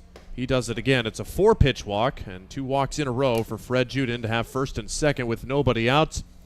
You don't want to let the Bison start their stampede, as they've scored a few runs in a few of their big games. Like we said, they've scored as many as 11 runs against Spearfish, so you know their offense has the capability to do it. Particularly if you're going to give them a couple of base runners, especially at a place like Ryder Park. And it's never good to walk 2 in a row, but you walk the 8 and 9 hitters at a park like this, and you could get it turned around with a 3-run home run in a hurry. And the Sodbusters are going to go right back to the bullpen here, as it looks like they are going to start warming someone behind Fred. You feel bad. Both Fred and Dalton visiting with them. I think they both would like to play ball after college, so you may try to see them get into some independent ball, but it's just been the command that has been the issues for both of them. So now back to the top of the order in Ethan Kang. First pitch is too high for ball 1. Kang is 0 for 2, has flown out, struck out, and walked. He was also thrown out on the base paths by Fred Bond. It's first and seconds after 2 walks to start off, and finally Fred finds the strike zone for strike 1. That's 10 pitches, 2 strikes. The tall right-hander trying to get out of trouble here. Well, there he drops in the breaking ball there for strike 2. That had been pretty much strictly fastballs so far. 4-seam fastball, curveball, changeup, slider for Fred in his arsenal. The 1-2 pitch to Kang. Ground ball to the shortstop, Printer. Tough hop, throws to second for 1, on to first. You betcha. 6-4-3 double play, exactly what the Busters needed. And Meyer goes to third, and there's 2 outs. Really good job on the dig, the short hop over there for Sardelli, as he was able to dig it out to complete the double play and a chance to survive this tough inning with no damage done if he can get one by Golden. Took kind of a last little hop on Printer right at the end that he was able to vacuum up and feed it over quickly to Vega, who makes the strong throw over. First pitch, a breaking ball in there for a strike, so it seems like Fred's able to locate the breaking ball well. It's just been the fastball that's given him troubles, but let's see if the Bison pick up on that. Fastball ripped foul down the first baseline, 0-2. As far as momentum-wise, too, I mean, pitchers, a lot of them, they feed off of momentum and energy, too, and your middle infield turns a nice, not that easy double play. That's got to give you some. Strike 3. Breaking ball right in there, and Fred Juden walks the first 2, but gets out of harm's way. Another 0 put on the board. It's still 5-4. We go to the 6th inning with the Busters looking for some more. Hi, I'm a baseball umpire. My job can get pretty stressful. I have to keep my eyes open at all times, and if I don't make the right call, people boo me. So to relax, I visit a Nebraska lottery retailer like this one and buy some scratch tickets. It always calms me down. Hey, you cut in line. I did not. All right, you're out of here. Hey, he didn't cut. All right, you're out of here. I feel better already. The Nebraska Lottery. Top prize odds vary by game. There's nothing like relaxing on a summer day. Nothing like taking in a Hastings Sodbuster baseball game. And there's nothing like an ice-cold Pepsi to make the day perfect. Pepsi Cola of Hastings wants to make your nothing like be the best day it can be, whatever the occasion. Enjoy your favorite refreshing Pepsi product throughout the Sodbuster season and make your nothing like memories. Pepsi Cola of Hastings, a proud sponsor of Hastings Sodbuster Baseball. 6th inning of play, where we go for the Sodbusters, trying to get some more runs here. And they will go up against a new pitcher. The Bison going to the bullpen for the first time tonight. And they will go with the right-handed arm of Jackson Takahashi. Takahashi is making his third appearance this summer, has 1 start. And he has pitched a total of 11 innings, is 0-3, so he has taken the loss in each time that he has appeared in a ball game. 11 hits, 11 runs, 8 walks, and 4 strikeouts to the tune of a 6.36 ERA. But with the Sodbusters in the lead right now, he is not or cannot be the pitcher of record unless the Bison are able to flip this game around and maybe lose the lead again. So that's all speculative here, but 8-9-1 coming up for the Busters. Jackson Crane will lead us off.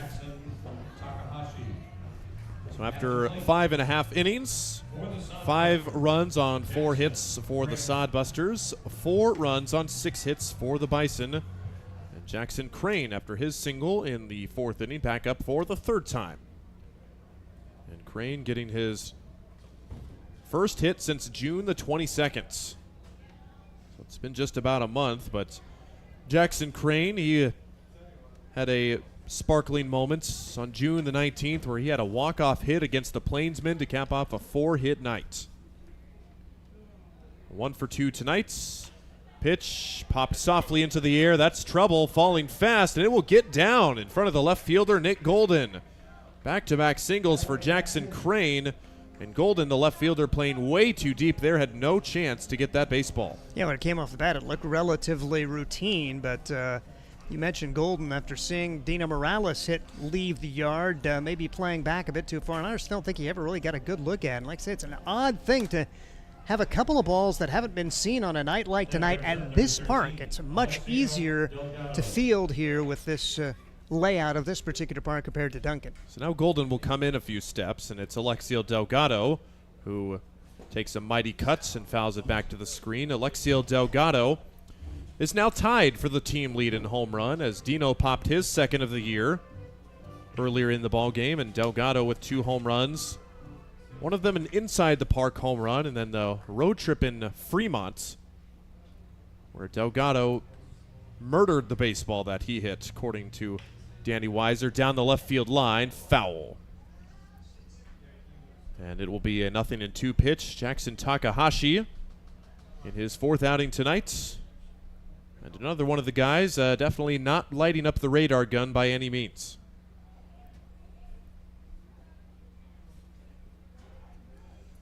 Jackson Crane back at first base. Lobbed it in there, and it hit him on an 0-2 pitch. The Sodbusters will take that. And it's 2 on with nobody out. Sodbusters trying to make it hurt here in the middle part of the game and give themselves some more breathing room. For as many times the Bison team have been blown out this year, the Sodbusters have yet to put anything a ton together besides that first inning where they scored 3 runs and the 2-run shot in the 5th inning, and still yet to string some things together, and this could be the inning now at the top of the order coming up. So the Bison baseball team have 1st and 2nd, nobody out. Top of the inning, got nothing after the big double play ball. Sodbusters trying to really make it hurt as they have the same scenario here in the bottom of the inning. Drew Vega, 1 for 3, singled to open up the game, has been hitless since, and Takahashi is really just almost lobbing it in there. It doesn't look like he's putting much effort on his delivery at all.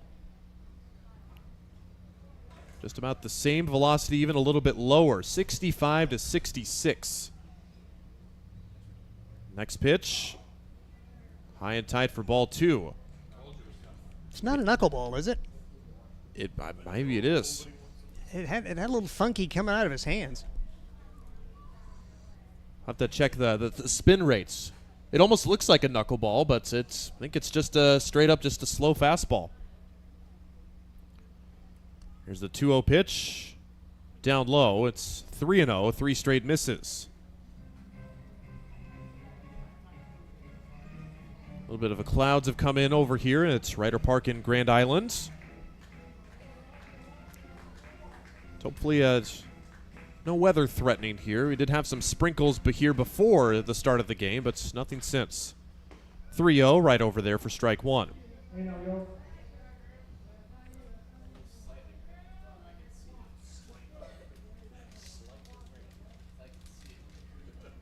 So hitters count for Drew Vega. trying to get some of his guys to come scamper home. Jackson Cranes at second, Alexiel Delgado at first. Takahashi fakes a pickoff move to second and does not throw the baseball. Delgado with that 3-hit game the other night. Vega puts it in play, and that's a single. And they will move station to station. A 2-hit game for Drew Vega. And it is bases loaded with nobody out.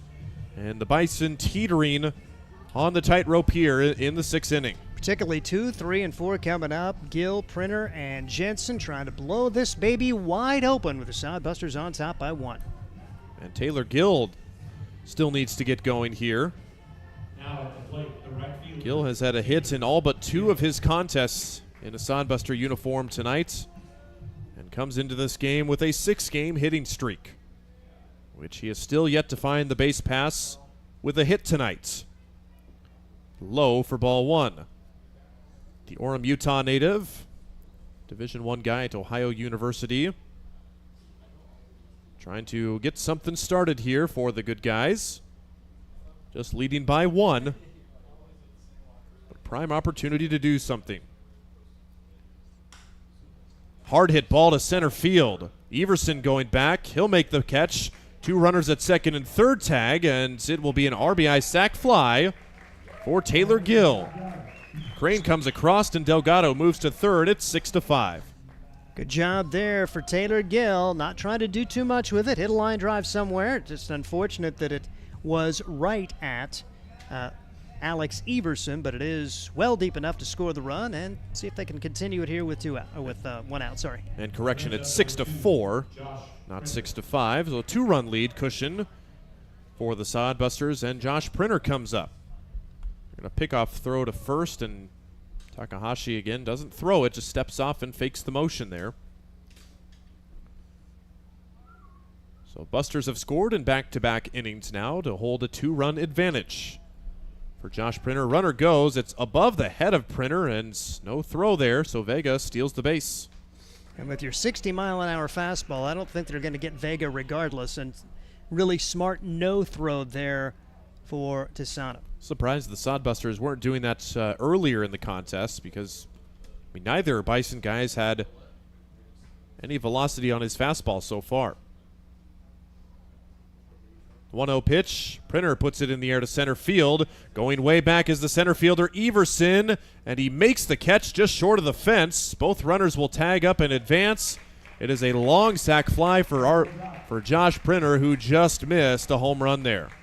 And that last job of tagging for Delgado got him over to third, which allowed them to score another run. A really good job, fundamental baseball for the Hastings Sodbusters. And in this play, Vega tags and gets to third, so any old wild pitch, and Hastings could get a tack-on run. It's now 7-4. Cale Jensen looking for more here. Trying to bust this one open here if he could. Jensen waits on it, but is a tad early and fouls it down the first base side.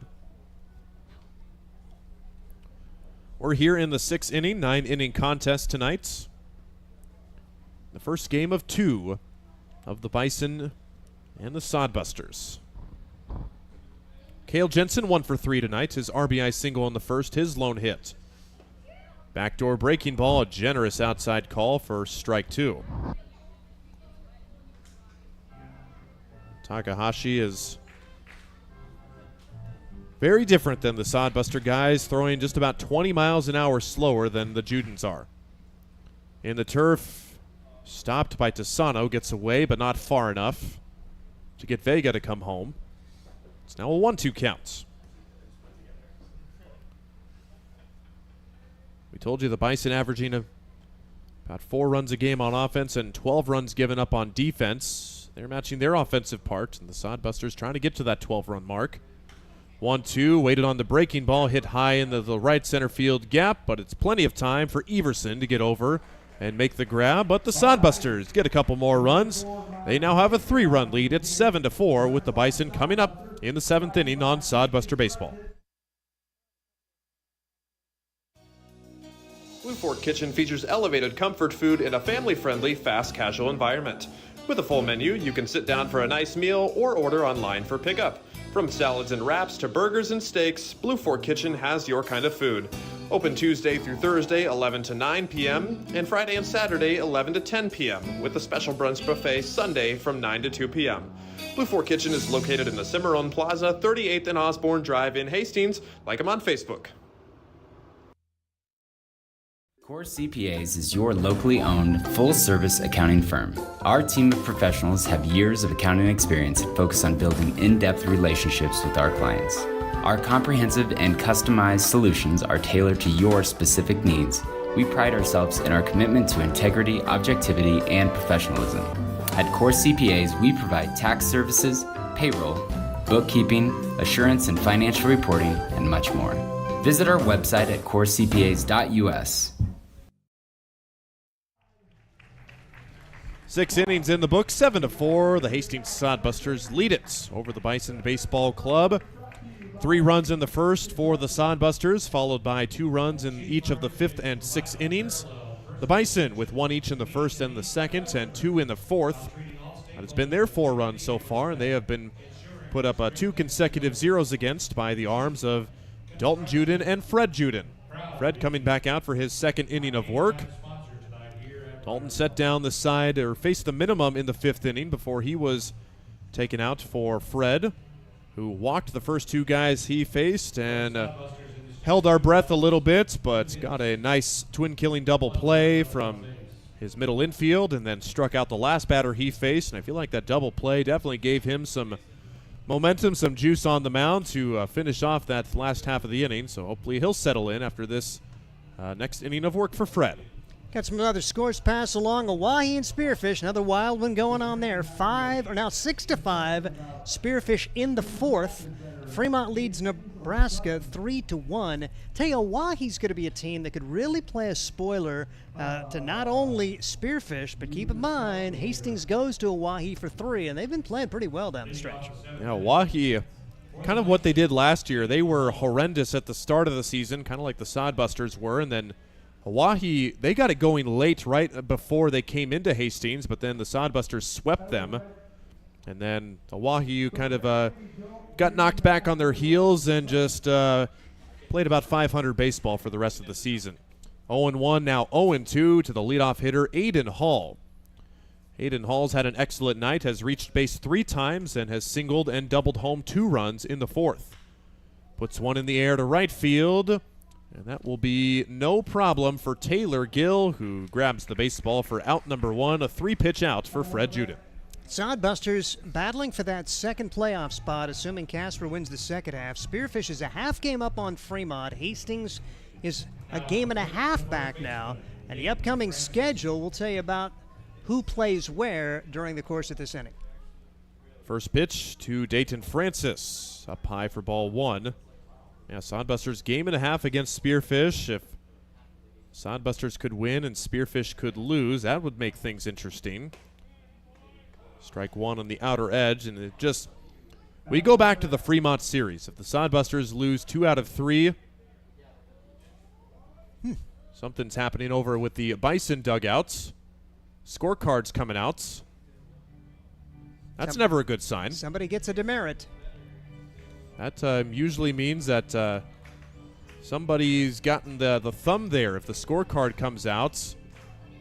I didn't hear anybody yelling super bad about any kind, and Bison haven't really had much to argue tonight. Home plate umpire Chris Sintek's been pretty good, pretty consistent. We'll check in with that if we hear anything else. Way high and tight. Now 2-1 to Dayton Francis. His RBI double, the only hit for his ledger so far. He flew out, and then the great play at third by the third baseman Dino Morales in the 4th inning to end it when the Bison were threatening for more. Now a 3-1 pitch from Fred Juden. Inside strike called for strike 2, and right on the edge of the plate.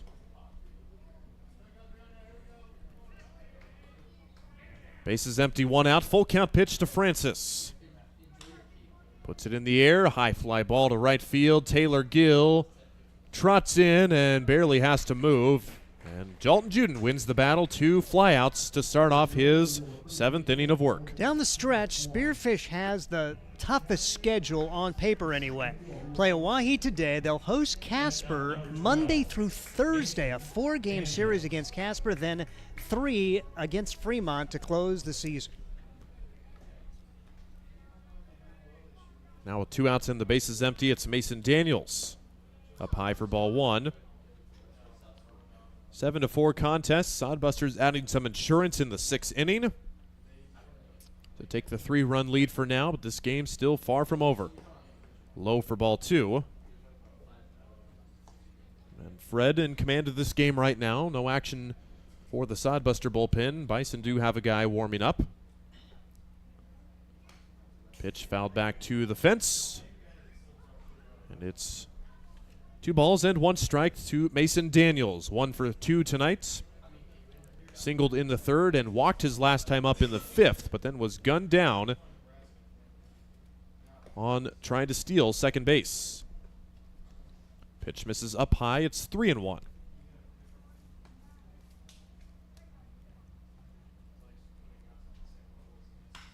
Line shot, base hit up the middle.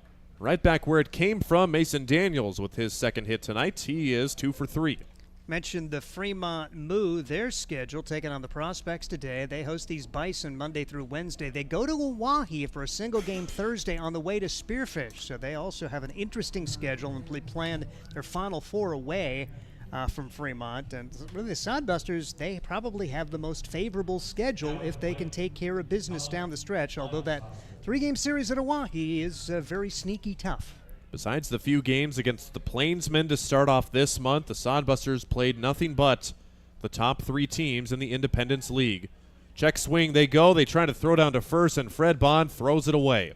It's into right field. Taylor Gill picks it up, and the throwing error on Fred Bond allows Mason Daniels to advance to second base. Now he'll hit to the outfield. Bison get a chance to basically steal a run after they were 2 up, 2 down against Juden. And it was a swinging strike on the first pitch as Colin Kleinsasser was not able to hold up his swing.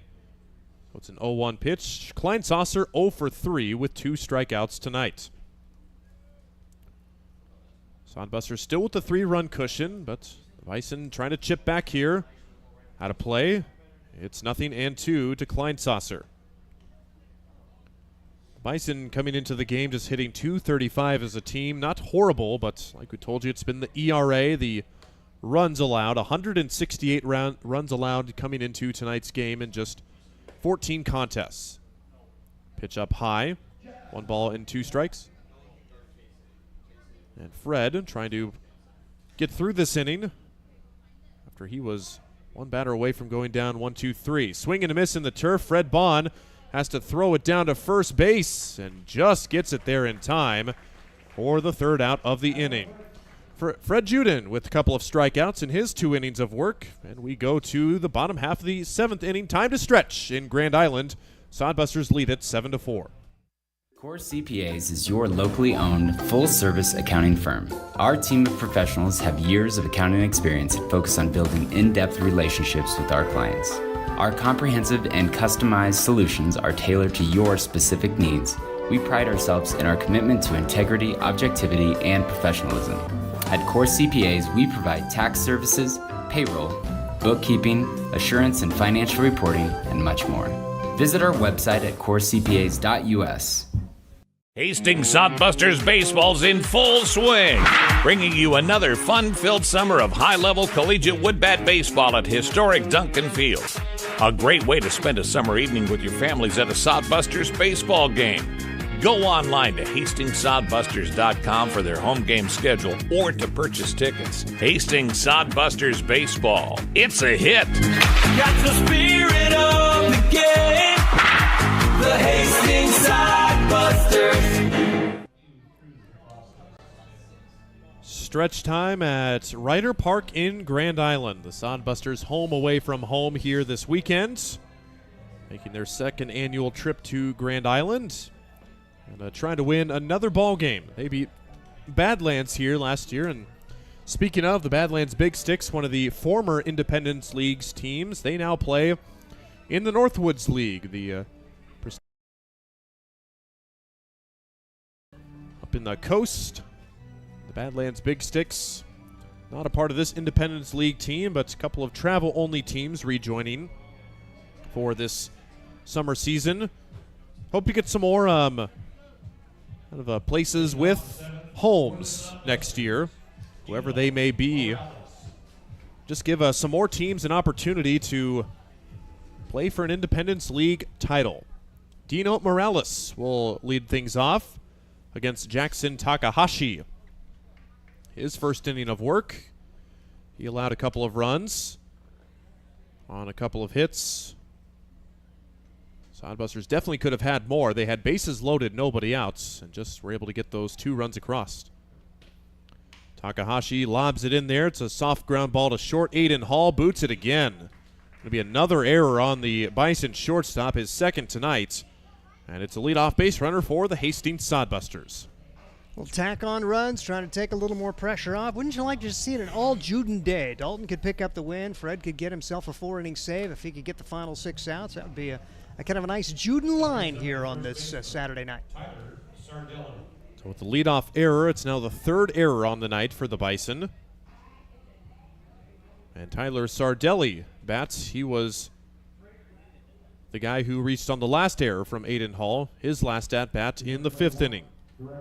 Takes ball 1 outside, 1-0 to the Sodbuster newcomer, Tyler Sardelli. 0 for 3 tonight, but just as I mentioned, reached on the error in the 5th, so he's been on base 1 time. Takahashi up high for ball 1, and Dino Morales stretching his legs out at first base. Doesn't appear that he has any intentions of stealing and has a relatively short lead as well. And he did not bust it down to first. I wonder if he did have a little hamstring issue. He did not get a good jump out of the box. Hopefully he's okay. 2-0 pitch, lined right at the shortstop. It's going to be a double play. Morales is doubled off, and it doesn't get much easier than that. Aiden Hall compounds his mistake just a batter ago with a 6-3 double play. Yep, we saw Dino, just instinct, such a hard hit ball, and good job there. Nice recovery, and Aiden Hall makes the 6-3 twin killing. So after the leadoff error, it's now nobody on and 2 outs for Fred Bond. 0 for 3 tonight, a couple of ground outs and a strikeout. Swinging first pitch, pops it up on the infield. The shortstop, Aiden Hall, makes all 3 outs of the inning, and the Sodbusters come to the plate with the minimum, and it's nothing doing. We go to the 8th inning, still a 7-4 game. There's nothing like relaxing on a summer day. Nothing like taking in a Hastings Sodbuster baseball game. And there's nothing like an ice-cold Pepsi to make the day perfect. Pepsi Cola of Hastings wants to make your nothing like be the best day it can be, whatever the occasion. Enjoy your favorite refreshing Pepsi product throughout the Sodbuster season and make your nothing like memories. Pepsi Cola of Hastings, a proud sponsor of Hastings Sodbuster Baseball.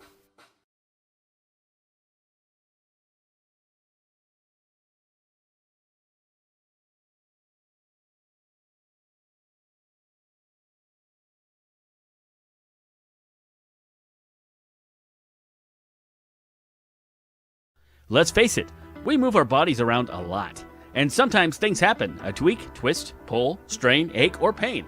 At Fisk Chiropractic and Sports Care, their goal is to restore your mobility, keep you moving, and ensure your rehabilitation is effective, efficient, and stress-free. Do you suffer from headaches and neck pain, lower back or sciatica? Call Fisk Chiropractic and Sports Care today. Start to discover wellness through chiropractic care. Fisk Chiropractic Sports Clinic.com. Start feeling better now.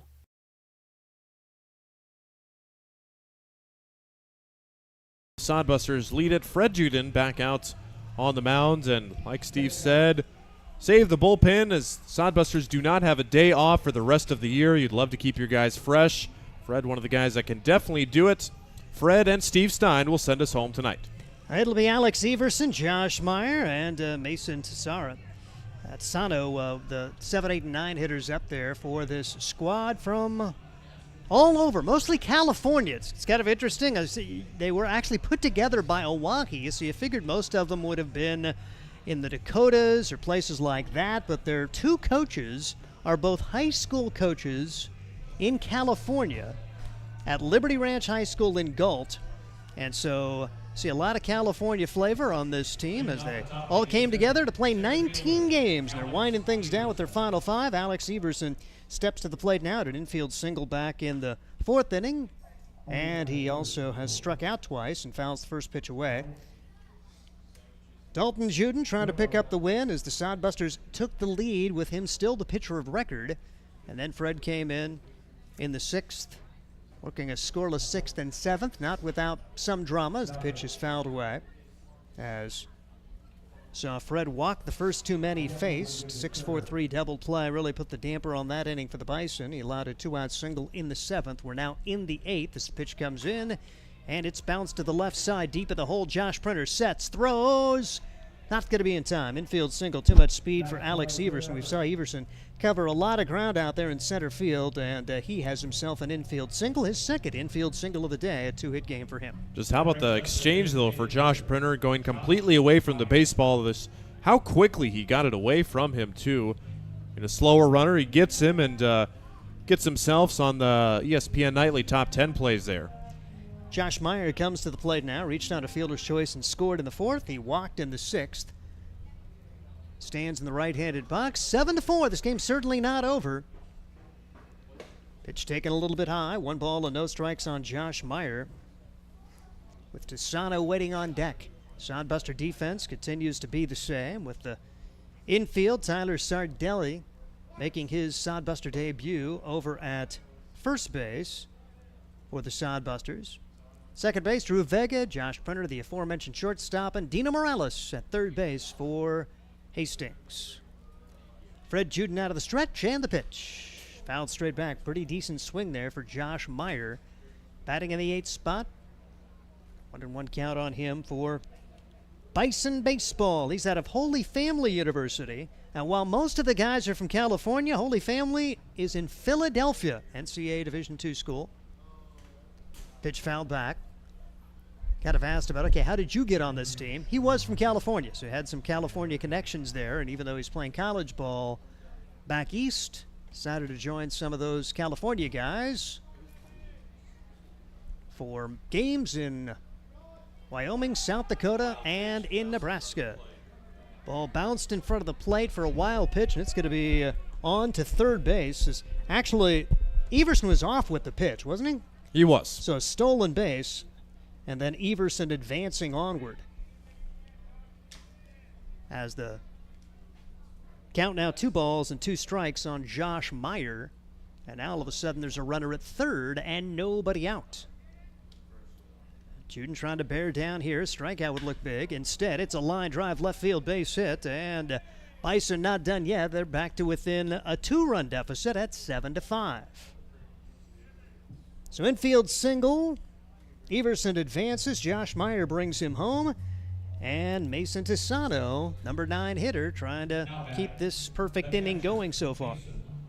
Third RBI of the summer for Josh Meyer. And there it is right there, Steve. He was very close to that first single of the year. And there it is. He plugs the hole this time and away from Josh Printer to get it. All 3 of his hits before this were extra base hits. 2 home runs and a double. So he usually gets his money's worth when he gets safeties, and he hit that ball pretty hard. DeSato takes this one for a strike. Juden allowing the first 2 to reach back in the 6th inning, did not allow a run. The first 2 have reached here in the 8th, and they have a runner at first and nobody out and 1 home. Pitch low and away, and Fred Bond, nice backhand stop there. 1 ball and 1 strike on Tisano. Batting in the number 9 spot, he's from William Jessup College, an NAIA school out in Rockland, Georgia. Just 105 coming into today with 2 hits, but he picked up his 3rd hit earlier, and the number 9 hitter has not been retired. Single, hit batsman, and walk, and 2 runs scored. The bottom of the order have been very effective for this Bison squad. Juden brings it home. High for ball 4, so the first 3 have reached now. You don't want to go any deeper, but you want to win this game in the worst way. Can't afford to slip up this weekend. And Danny Weiser will come out and talk with Fred Juden as there will be action in the Hastings bullpen, I do believe, very shortly. So infield single, single, and walk for the 7, 8, and 9 hitters, and you say, uh-oh. Mention the Bison baseball coaching staff. Jason Adversello, he actually coaches first. He's the head coach. Tim Ewells coaches third, and they both paying tribute to ZZ Top. They're rocking the beards. Really enjoy the look. You can tell the difference. Adversello at first got the white colored, and Yuli's got the orange colored over at third base. And they said they're both pretty close to the same age, but Adversello has apparently earned the more gray hairs. Probably got more kids. That's what I tell my kids. I didn't have gray hair until I had kids. Mm-hmm.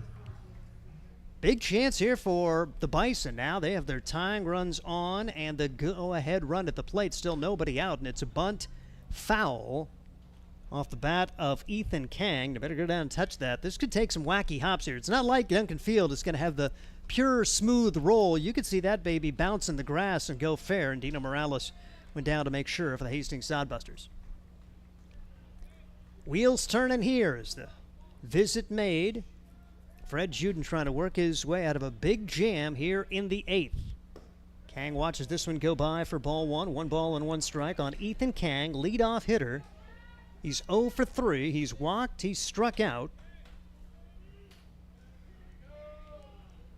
And Juden trying to come through. Bunt, third base side, really good play. Going to be picked up by Morales. There will be no play. Morales tried to throw it over to first.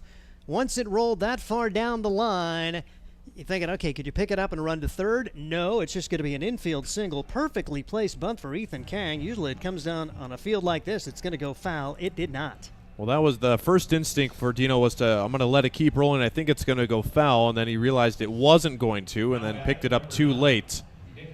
Tough play on all sides here, and now it's the Bison's turn for bases loaded, nobody out. And another bunt. This will be put down the third base line. That's going to be a tough play. Morales throws to first, not in time. How about another infield bunt single? And the Bison baseball team gets 2 runs home in the inning. They still have the bases loaded, nobody out. The last 2 just playing small ball, and really nothing the Sodbusters could do with either one of those 2 bunts. And now it'll be Aiden Hall, 7-6. Tying run at third, lead run at second, insurance run at first, and still nobody out. Yeah, you look at it, Fred's given up 4 hits in the inning, 3 infield singles to go along with a solid single, and then that walk to the number 9 hitter. Big swing, no contact for Aiden Hall. No balls and a strike. He had a big 2-run double back in the 4th. He has a single to his credit in the 1st. One of their guys who hadn't had a great average coming in, but a really good game going. Takes the pitch high for a ball. Just 244 on the year with a home run and 3 runs batted in. So almost double his RBI total with the 2-run double, and he could double it here with any kind of hit. Pitch in the dirt. Here comes the runner home, and it is a tie ball game. Wild pitch. Runners advance. Tisano scores the tying run. Ethan Kang now the go-ahead run, and Nick Golden at second. The wild pitch gets the run home, and disappointment for Fred Juden and for Dalton. Dalton now can't win the game. Fred could, but he also could be the losing pitcher if things continue to go the way they've gone so far. 3 runs home, nobody out in the 8th inning. And mentioned it earlier, you can't win the league title, can't get a playoff spot by winning it, but you could certainly lose it by losing games like this. Really need to take advantage of games against these travel teams which have struggled.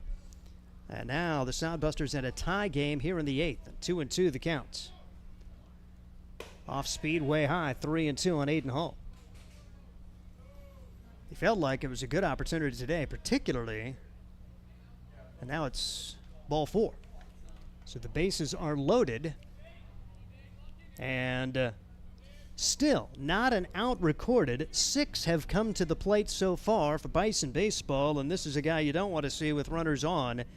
Dayton Francis. broad-shouldered first baseman, and the Sodbusters are going to have to go to the pen. Unfortunate. 7-7 in the 8th. There's still no one out. We'll say about the new Hastings pitcher when we come back. This is Sodbuster Baseball. Hi, I'm a baseball umpire. My job can get pretty stressful. I have to keep my eyes open at all times, and if I don't make the right call, people boo me. So to relax, I visit a Nebraska lottery retailer like this one and buy some scratch tickets. It always calms me down. Hey, you cut in line. I did not. All right, you're out of here. Hey, he didn't cut. All right, you're out of here. I feel better already. The Nebraska Lottery. Top prize odds vary by game.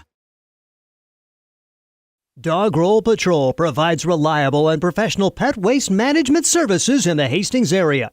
Hire Dog Roll Patrol today and spend more time enjoying your furry friends and less time cleaning up after them. Depending on your location and number of pets, Dog Roll Patrol will work with you to come up with a schedule that best fits your situation. Dog Roll Patrol takes great pride in their work. Family owned and operated out of Hastings. Get a free quote and details on the services at dogrollpatrol.com.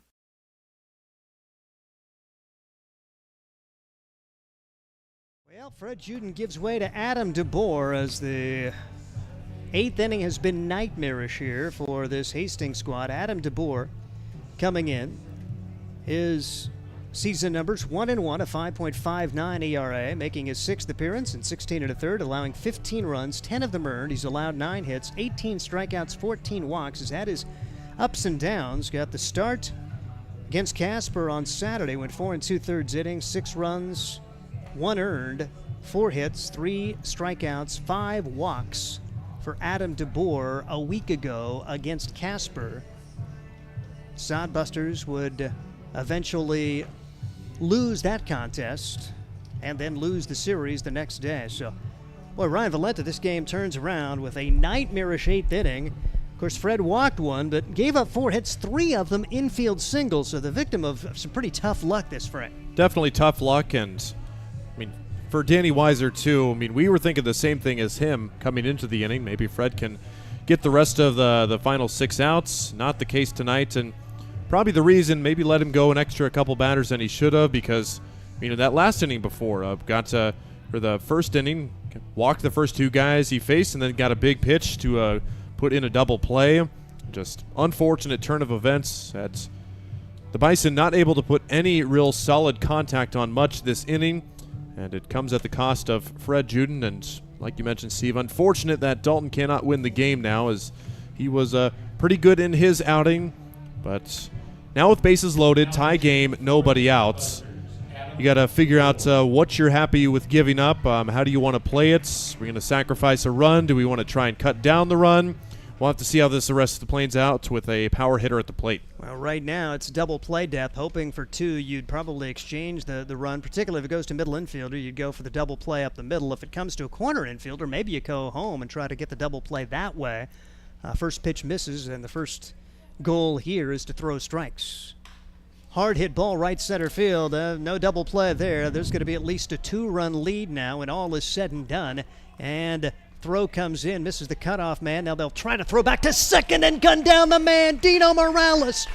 What an arm, as it was probably the right decision for Dayton Francis after seeing the throw come in, not close to any kind of cutoff man, so he took off for second, but he doesn't know about the arm of Dino Morales, so that's where the first out comes. Dayton Francis gets a 2-run single, and he is cut down trying to go to second. There's still a runner at third, only 1 out, and now it's 9-7 Bison. First pitch swinging is Mason Daniels, trying to bring that run home from third with less than 2 outs. 5 runs for the Bison in this inning now, and Sodbusters for the 3rd time tonight going to have to play from behind. And running out of outs, here's a weak grounder back to the pitcher. Adam DeBoer will underhand toss to first. A little bit of a low throw. Nice job there of handling it for Tyler Sardelli. So there's 2 outs. And really, you know, when your bases loaded, nobody out coming in, if you get out of this with 2 more runs allowed, you feel pretty good, particularly since the guy just singled home 2. They could have had runners at the corners with still nobody out, if not for that amazing throw from Dino Morales. So after the 1-3 put out, here's Cullen Kleinsasser, 9th man to bat in the inning, and he's probably just the guy you want to see. He is 0 for 4 with 3 strikeouts and a first pitch strike from DeBoer. Adam brings home the 0-1 delivery. That's low into the dirt. 1 ball and 1 strike on Kleinsasser. And, they say went around. Wow. Did go around at the 1 in the dirt, and 0-2. DeBoer brings home the pitch. Just misses 1 and 2. So Kleinsasser on the verge of 4 strikeouts. Adam DeBoer would certainly take it, and you'd almost settle for giving up 5 after the way this inning had unfolded. As the first 7 reach for Casper. Swing and a miss, but it's in the dirt. Fred Bond can't find it, and a run is going to score. Strikeout, wild pitch, and that is a painful insurance run that the Sodbusters give up on the verge of getting out of things. DeBoer made the pitch, and Bond could not keep it in front. It's a strikeout, wild pitch, and to compound that, they get that guy to come home from third base in the person of Aiden Hall, and they now lead it 10-7. Yeah, Bond's not really been able to stop much tonight. Don't know if it's been the dirt or just what, but it just seems like everything in the dirt that Bond has had it skip away from him. 10th man to pat in the inning. It's Everson, grounds it to the right side, and that will keep the inning going as he singles, runners at first and second. What a go for the Bison as they look for more. 6 runs so far. They bat their 11th of the inning now, leading it 10-7. This would be a tough loss to take for the Hastings Sodbusters, seemingly having it go their way, got the game turned around, put a little insurance on the board. 7-4 coming into this frame. They now trail it by 3. As Josh Meyer, who had an RBI single and a run scored earlier in the inning, will bat once again. Already Everson has 2 hits in the inning. Bison baseball looking for just its 2nd win of the year, and here's a high fly ball left field. Sodbusters going to apparently make this play. Is getting underneath it is Cale Jensen. But oh my goodness, 6 on the board for the Bison as we head to the bottom of the 8th, and they lead it 10-7. This is Sodbuster Baseball. At Hastings College, we celebrate all the ways you shine. From more than 20 athletic teams to band, choir, theater, and art, plus esports, creative writing, speech, and media. Join in to earn a scholarship and find your people, the friends you'll hang out and have fun with. It's what makes Hastings great. So check out Hastings College, where your experience matters, in the classroom and in the activities you love to do. Visit us at hastings.edu. Make your next pit stop at the Coach's Corner, a friendly staff and a deep lineup of snacks. You can find Coach's Corner in North Hastings on Osborne Drive East. More than just a gas station, Coach's Corner is the place to get delicious pizza made fresh for you and your family. Don't take our word for it. It's so good it'll be featured at selected Sodbuster home games this season. For a convenient and clean experience, be sure to check out the new convenience store in North Hastings, Coach's Corner. At the bottom of the 8th inning, and a new right-handed pitcher in there. It is Joel Beaver. Beaver making his 5th appearance. That'll be most on the team. 6 into 3rd innings, allowing 8 runs, 7 of them earned on 9 hits. He struck out 3. He's walked 5, a 7.73 ERA. And after we saw Jackson Takahashi come in and give up a couple of runs in his first inning, he able to get that 0 on the board. He would be the winning pitcher now, with Beaver trying to come on and earn a 2-inning save, perhaps. 10-7 the score.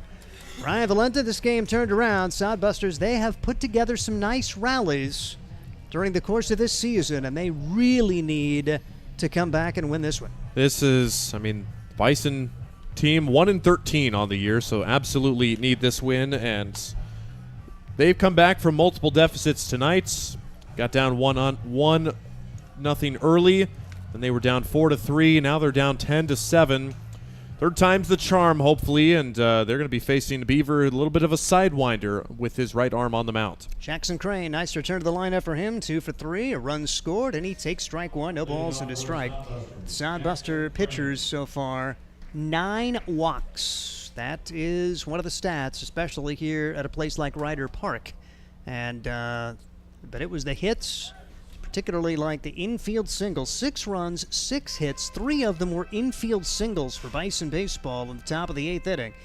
Hastings just could not get that first out. And really, if you think about the great play made by Dina Morales to gun down a runner on the bases, they may still be batting.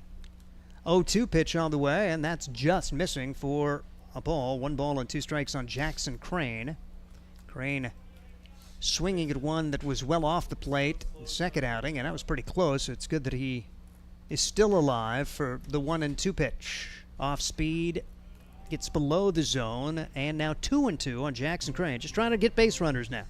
Down by 3. Go from a little bit of a lead, 7-4, and seeing it totally turned around, and Crane swings and misses. 1 out here in the 8th. From a 3-run lead to a 3-run deficit in the span of an inning, and now the number 9 hitter Alexiel Delgado tries to get things started. Center fielder. 0 for 2 for Alexiel. He walked and scored back in the 6th. Looked like at that time getting those 2 insurance runs, felt pretty good about things, that the momentum had turned, but Bison baseball getting it done with a 6-run 8th and a big swing at one that was out of the zone. No balls and a strike on Delgado. A good series against Fremont, went 5 for 8. Now just trying to get a 1-out rally going. Curveball, a sidewinder is inside for ball. 1 ball and 1 strike on Delgado. Chris Sintek, home plate umpire. Brandon Moore working for the field on this long night of baseball. The pitch outside. Same 2 teams tomorrow, same location here at Ryder Park. If you're in central Nebraska, chance to see the Hastings Sodbusters at a different venue. Off speed, Delgado, a mighty swing, and fouls it away. 2 balls and 2 strikes. It's the Hastings schedule. Get the 2 games here. They'll have matchups at Oahe on the road. Then return home to play the Plainsmen for a 4-game series to close the year. Will those games mean anything? We'll find out. Right now, every game is big with the Sodbusters in the hunt for the 2nd playoff spot as the pitch was behind Delgado. It's now 3-2. Coming into today, Spearfish a half game up on Fremont. Sodbusters a game and a half back. 3-2 pitch misses, so Delgado works a walk, and that's what you need. Base runners at this point with Vega, Gill, and Printer trying to come through as the Sodbusters try to come from behind yet again. And just with the slower than slow velocity, Beavers barely hitting 60 on the gun. I mean, for a team that's been seeing the consistent 80 miles an hour mark all summer long, this is obviously throwing them for a loop here. Only been able to string together 7 runs when they definitely should have had more tonight. And show patient. That pitch inside, it hits Vega. Need base runners. Good job there for Vega. Ticks off his body. And if they're throwing 60, I may not cry after those. Yes, you could take those, Steve. Yep. Delgado now at second. I'd still cry. Vega at first, and Gill, Printer, and Jensen trying to get it done. And to see the head coach come out, talk to the home plate umpire. I think they're trying to argue that Vega leaned into the pitch and made no effort to get out of the way, which I totally understand the argument there. But letter of the law is you just have to make an attempt. Doesn't matter where it is. You can move anywhere and argue that you were trying to get out of the way there. And not going to win the arguments. So 2 on, 1 out. As Vega hit by the pitch. Now Taylor Gill for the Hastings Sodbusters. Don't try to do too much. Line drive somewhere. Or take a hit batsman. Pitch is inside. This right-handed side armor, he's been missing arm side, so Gill can be patient. He's not going to get hit by the pitch more than likely, as most of the misses have been over that right-handed batter's box. Gill in the left-handed batter's box, and that's way outside, and 2-0. No action behind Beaver at this point. He's trying to come in and finish things up here, give it a 3-run lead. I know the guys want to hit so bad, but just with the wildness of Beaver, take pitches. Just keep the line moving here. A good take on a low pitch, but it did catch the knees for strike 1. Not much you're going to be able to do with that one anyway, so look for one that gets a little more in your wheelhouse. If you're Taylor Gill, 2 on, 1 out. Sodbusters trailing it by 3. Pitch is in there for a strike. Throw down to third, and it is into the dirt. Rounding third and scoring is Delgado. So Delgado steals third. The throw was offline from Tosano, and the Sodbusters catch a break, I think. It looked like Delgado was going to be dead meat. Oh, man, he was hosed if that's a good throw in there, and I'm wondering, what are you doing stealing there? And the Sodbusters fortunate to be on the good end of that. Tosano has struggled throwing to bases all day, so the Sodbusters continue the momentum. They get one of the runs back, and it's a 3-1 count on Taylor Gill. Gill swings and pops it up. That is disappointing. On the infield, shortstop's got it, Aiden Hall, and there are 2 outs. Really like to get that next one to give yourself a better chance heading into the 9th. So pop up off the bat of Gill, and here's Josh Printer trying to bring home that big second run of the inning. 10-8, Hastings down by 2. Still only 6 hits in the game. They've been out hit 13-6 by the Bison today. That is not going to make head coach Danny Weiser any too happy, you wouldn't think. Pitch way outside, 1-0 on Printer. Yeah, that last stolen base for Delgado, it's so much easier for the catcher with a left-handed hitter up there to see everything in front of you. You can make a good throw to third. He just didn't do it. Sodbusters catch a break and get a run home. Low to Printer, 2-0 his way. I'd love to get Cale Jensen an at-bat with the tying runs on there. Sodbusters seeing this game turned around with the Bison scoring 6 runs in the 8th. Now in the bottom half of the frame, and Hastings trying to come back. Runner goes from second to third. There will be no throw there. So much tougher when you've got the right-handed hitter, and Tosano didn't even mess with throwing down to third. Now any old wild pitch, and Hastings can get it back to within a run. 2-1 the count. Josh Printer's way. As Beaver comes set. Hit to the third baseman. The set, the throw, low throw, and dug out nicely there by Dayton Francis as Klein Saucer did not make an accurate throw, but Josh Printer is out and the Sodbusters settle for 1. 1 run, no hits, 1 error, and 1 man left. We head to the 9th. The Bison 10, Hastings 8. This is Sodbuster Baseball. Core CPAs is your locally owned, full-service accounting firm. Our team of professionals have years of accounting experience and focus on building in-depth relationships with our clients. Our comprehensive and customized solutions are tailored to your specific needs. We pride ourselves in our commitment to integrity, objectivity, and professionalism. At Core CPAs, we provide tax services, payroll, bookkeeping, assurance and financial reporting, and much more. Visit our website at corecpas.us. There's nothing like relaxing on a summer day. Nothing like taking in a Hastings Sodbuster baseball game. And there's nothing like an ice-cold Pepsi to make the day perfect.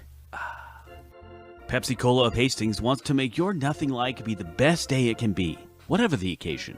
Enjoy your favorite refreshing Pepsi product throughout the Sodbuster season and make your nothing like memories. Pepsi Cola of Hastings, a proud sponsor of Hastings Sodbuster Baseball.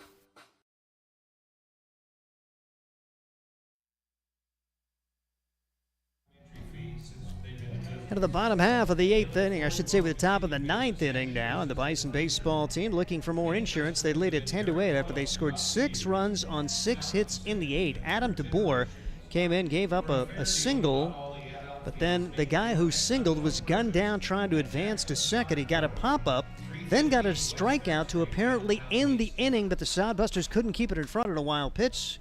Next guy got up and singled as well, and then a fly out to end the frame. So that after we had seen 3 infield singles, 2 of them of the bunt variety early in the frame, as the Sodbusters just could not get that first out of the inning. And Bison turning the game around against Fred Juden, who would be the losing pitcher unless Hastings can rally. They got 1 back in the 8th. And it is going to be the number 9 hitter, Mason Tosano, stepping in against DeBoer. Adam DeBoer brings it in and off the inside part of the plate for ball 1. 1 ball and no strikes on Tosano. 10-8. Bison have rallied from behind, looking for their second win of the summer.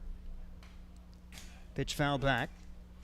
Saw the Plainsmen pick up a win against Fremont for their only victory. These are the ones you got to have when you're in a playoff chase, and the Sodbusters seeing a 3-run lead slip away late and on the verge of a very disappointing loss here today. But still an opportunity, but first things first, got to put a 0 on the board if you're Adam DeBoer. Pitch over but low, 3-1. Walks have been an issue for Hastings pitchers today, as free passes, death here at Ryder Park. 9 walks. Pitch popped up on the infield. Vega, the second baseman's got it measured and makes the play, so there's a large first out here in the ninth. Especially on the 3-1 pitch there, and you could hear DeSano not happy that he popped that one up when he thought he should have done a little bit more with it. Like you said, Steve, get the 0 here and give the offense a chance here in the bottom of the ninth. Back to the top of the order for Ethan Kang. So Kang comes to the plate, 1 for 4 with the runs scored. In a lot of ways, this Bison team, 8 hours on the bus from Casper. They really had all of the intangibles going against them coming into this one, and have outplayed Hastings in a lot of ways. Out-hit them 13-6. Had a chance to pick up their second win. A game that Hastings has to have in a playoff hunt. 1 ball, 1 strike. The pitch from DeBoer is down low for ball 2. 2-1 on Kang. He was one of the 3 guys who had infield singles in that 8th inning, as the first 7 would reach. The first 6 against Fred Juden. Then Adam DeBoer gave up a solid single to Dayton Francis. This one is struck solidly in the air to right field, but Hastings going to have no problem with Taylor Gill out there. 2 outs. And that will bring Nick Golden to the plate. He also bunted. They were just trying to move runners up. Infield single from Nick Golden his last time up. Golden, that was his first hit of the day. He's 1 for 3 with an RBI and 2 runs scored. At Francis knock in the run that last inning. He's got 3 runs batted in on the day. Bat comes out of the hands of Nick Golden, and it's over by the dugout of his teammates, the Bison. Bison baseball put together by Oahe. We saw the Plainsmen. They basically had the Hastings Sodbusters as their mother team, if you will, as able to put the roster together and had that travel-only squad help scheduling opportunities. Pitch swung on and missed. It's 0-2 as DeBoer trying to set him down 1-2-3 here in the ninth and give the Sodbusters the chance, as they'll have their 4, 5, and 6 coming up. Popped up. Foul territory, third base side. Dino Morales over to give it a look, and it just does clear the fence, and that is going to be a battle for that foul ball. There's like 6 kids. They're wanting the Buster Bucks here today, and don't give them any chances to get those here in Grand Island. 0-2 with 2 outs. DeBoer trying to finish the deal for the Hastings Sodbusters. Give the offense a chance to rally in the bottom of the ninth. Taken for a ball, 1-2. Aiden Hall hoping to get an at-bat. He's got a 2-run double to his credit. Has 13 hits for the Bison today. Bouncing ball back up the middle. Josh Prenner's got it. Sets, throws to first. 1-2-3. DeBoer does the job in the ninth. Can Hastings come back? We'll find out. 10-8. Bison. This is Sodbuster Baseball. Dog Roll Patrol provides reliable and professional pet waste management services in the Hastings area.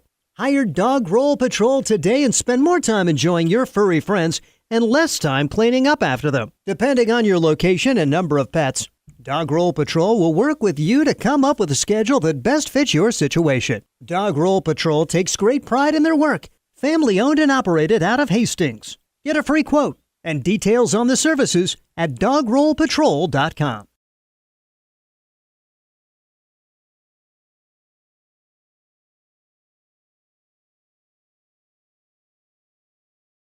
Let's face it, we move our bodies around a lot. And sometimes things happen, a tweak, twist, pull, strain, ache, or pain. At Fisk Chiropractic and Sports Care, their goal is to restore your mobility, keep you moving, and ensure your rehabilitation is effective, efficient, and stress-free. Do you suffer from headaches and neck pain, lower back or sciatica? Call Fisk Chiropractic and Sports Care today. Start to discover wellness through chiropractic care. Fisk Chiropractic Sports Clinic.com. Start feeling better now.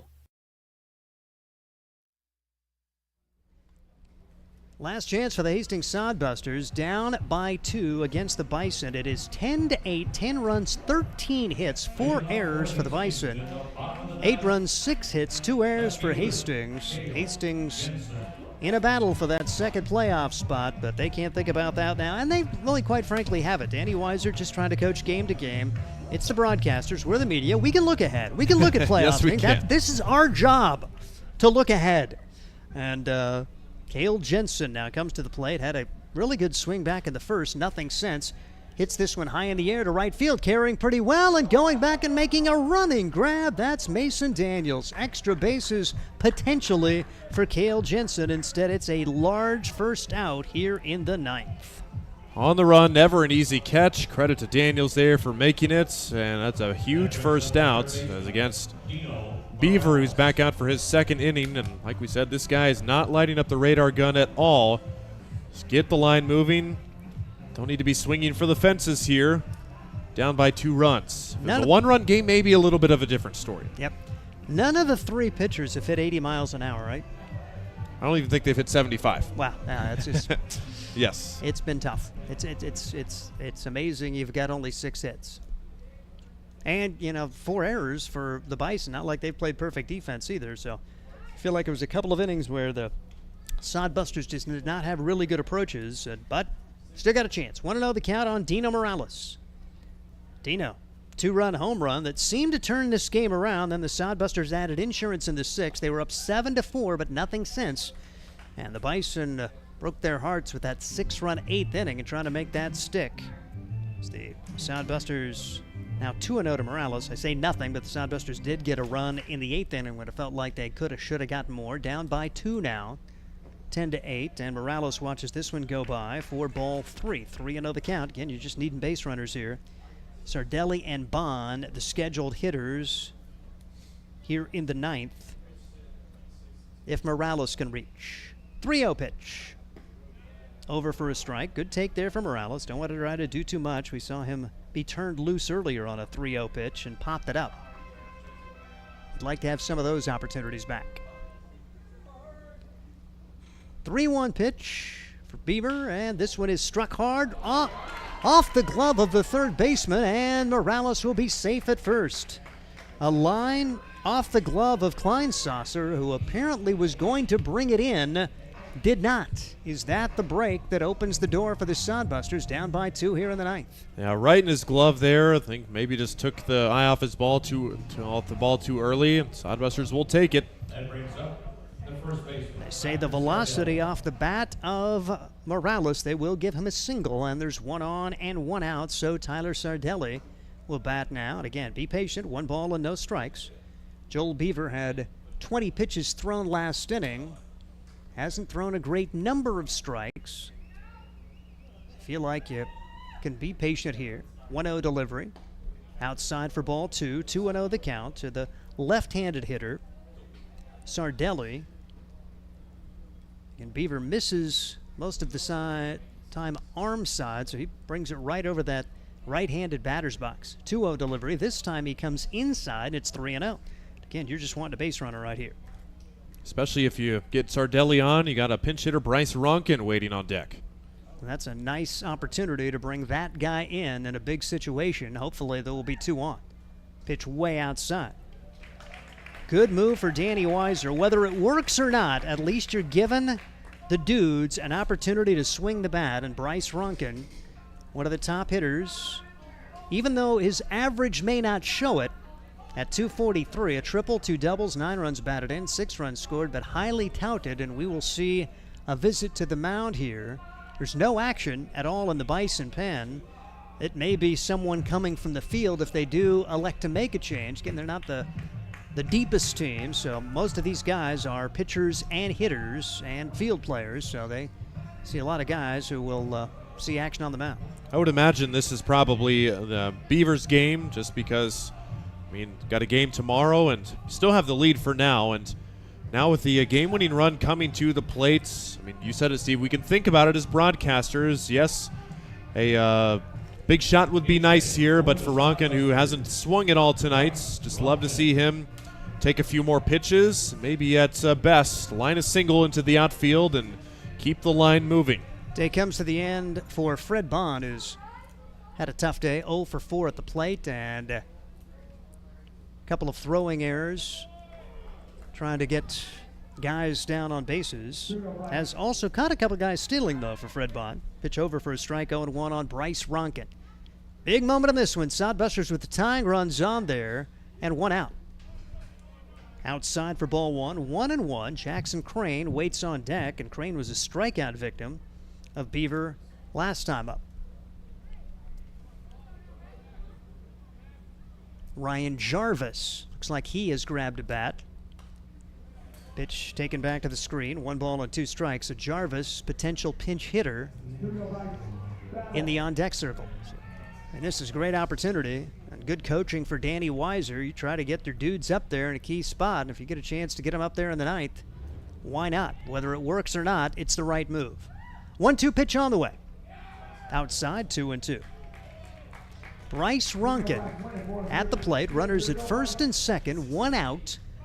Ronkin trying to keep the line moving. Tying runs are on there. Winning run at the plate. Sodbusters trying to battle back from a 3-run deficit late. And this one taken the other way, carrying pretty well, and that is going to fall for a hit. Sodbusters are going to have a man hit the bag at third, and that's going to be it. They had to wait to make sure it came down, and Nick Golden hustled after it. Ronkin will get a long single. Now the tying run is down at seconds. Sodbusters still trail at 10-8. The tying run at second, winning run at first. And here comes Ryan Jarvis. Man, this is just a place you like to see him come to plate. Jarvis has had a really good year. 282, 333 at home. That was Duncan Field, his first trip to Ryder Park. Leading RBI guy, 23 on the year.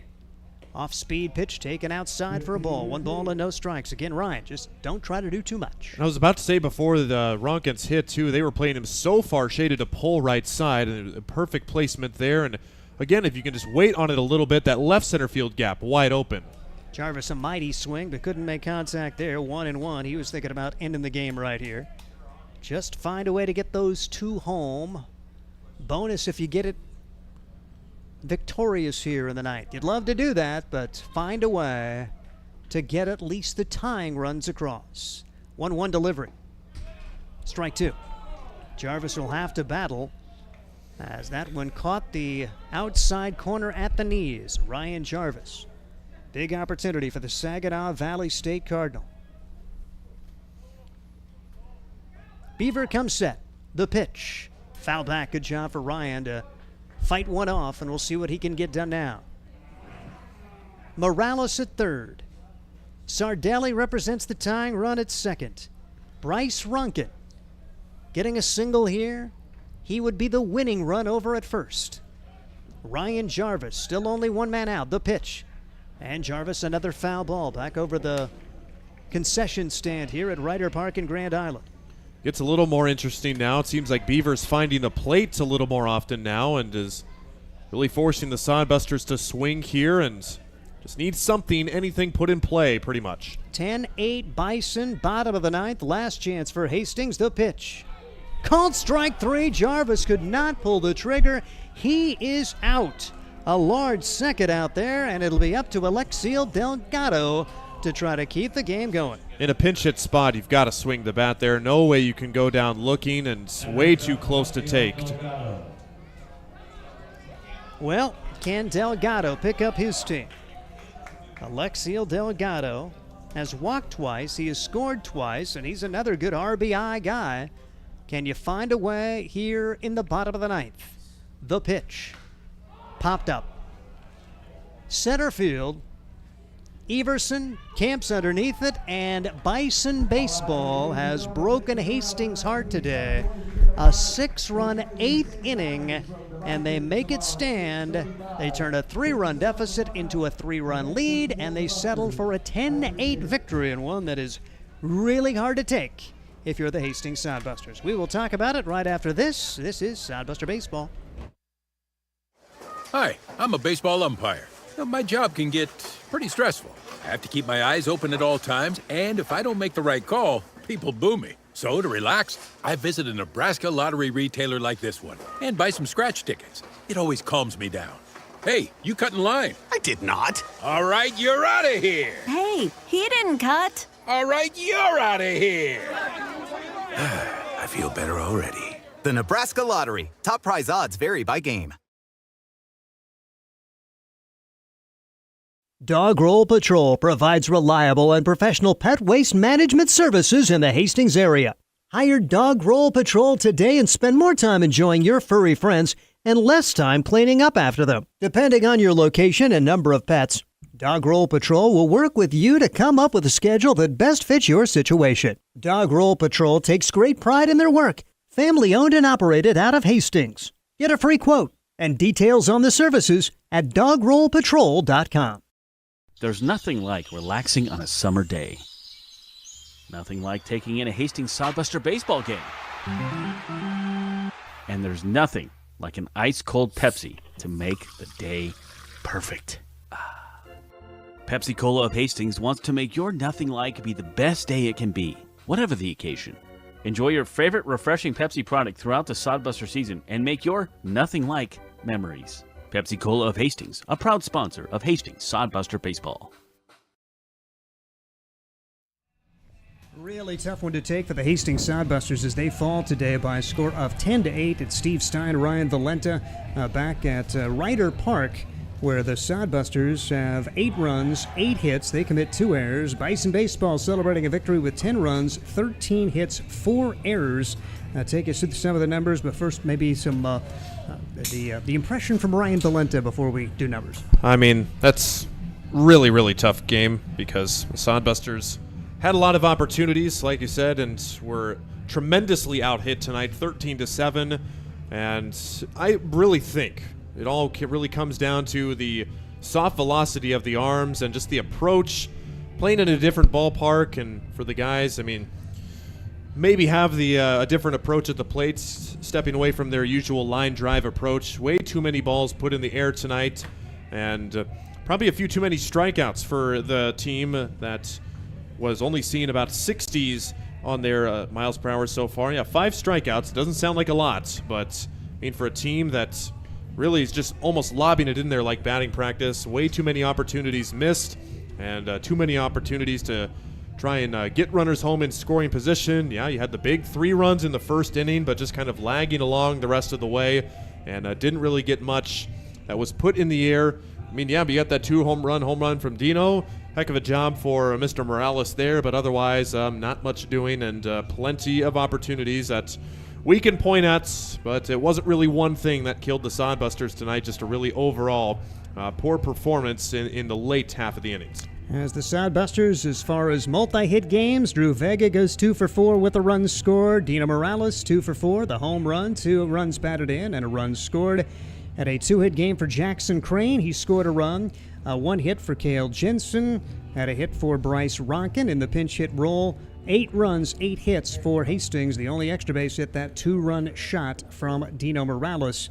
As far as the pitching, Dalton Juden gets the start, goes 5 innings, allows 4 runs, 3 of them earned on 6 hits, struck out 5 and walked 5. Fred Juden tried to come in and finish it off, goes 2 innings, and then he was the victim there in that 8th inning. 3 infield hits, a couple of them on bunts. He ended up allowing 6 runs on 5 hits, strikes out 2, walks 4. He takes the loss. Adam DeBoer, 2 innings, did a decent job, allows no runs on 2 hits.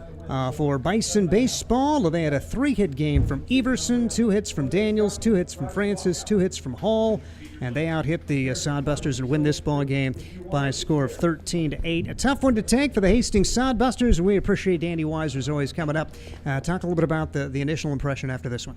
I mean, caps off to the Bison. Simple as that. They came out and played a good game, and they beat us square and fair.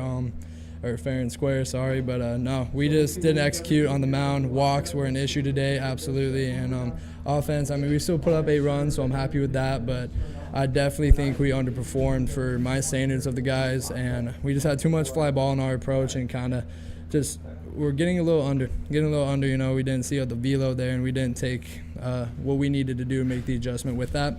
And they came out and they played a good game and beat us. Like you mentioned, with all the fly balls put in the air, I mean, was it kind of a different approach at the plate, maybe for the smaller ballpark, or maybe the velocity? I mean, those guys, they were not throwing it in there hard by any means. I mean, just was there any reason you think for the too many balls put in the air tonight?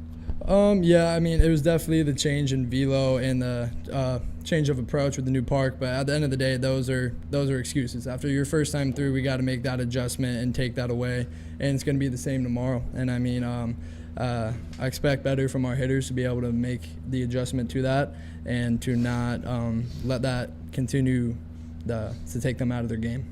It felt like middle innings. You were kind of starting to get it going. Dina Morales, the go-ahead 2-run home run. You get an insurance run, or you got a couple insurance runs. Did you feel pretty good about things 7-4? I felt decent, but I still wanted to see our pitching come out and just lock it down from there on out, and we did not do that tonight. And we'll be better tomorrow for sure on the mound. So for a team that now just has their second win on the year, I mean, just overall, I mean, you're playing a brand new team. I mean, did you feel like you knew a lot about the Bison coming into the game with them just only playing this month? Or what was your scouting report on them coming into the game? To be honest, we didn't really have too much. Didn't know what to expect, but at the same time, we have to play our game and we have to do our thing. And regardless of who the other team plays, when we don't execute what we do, we're not going to win the game. Danny Weiser, appreciate him joining us today. A really tough one to take as the Sodbusters fall by a score of 10-8.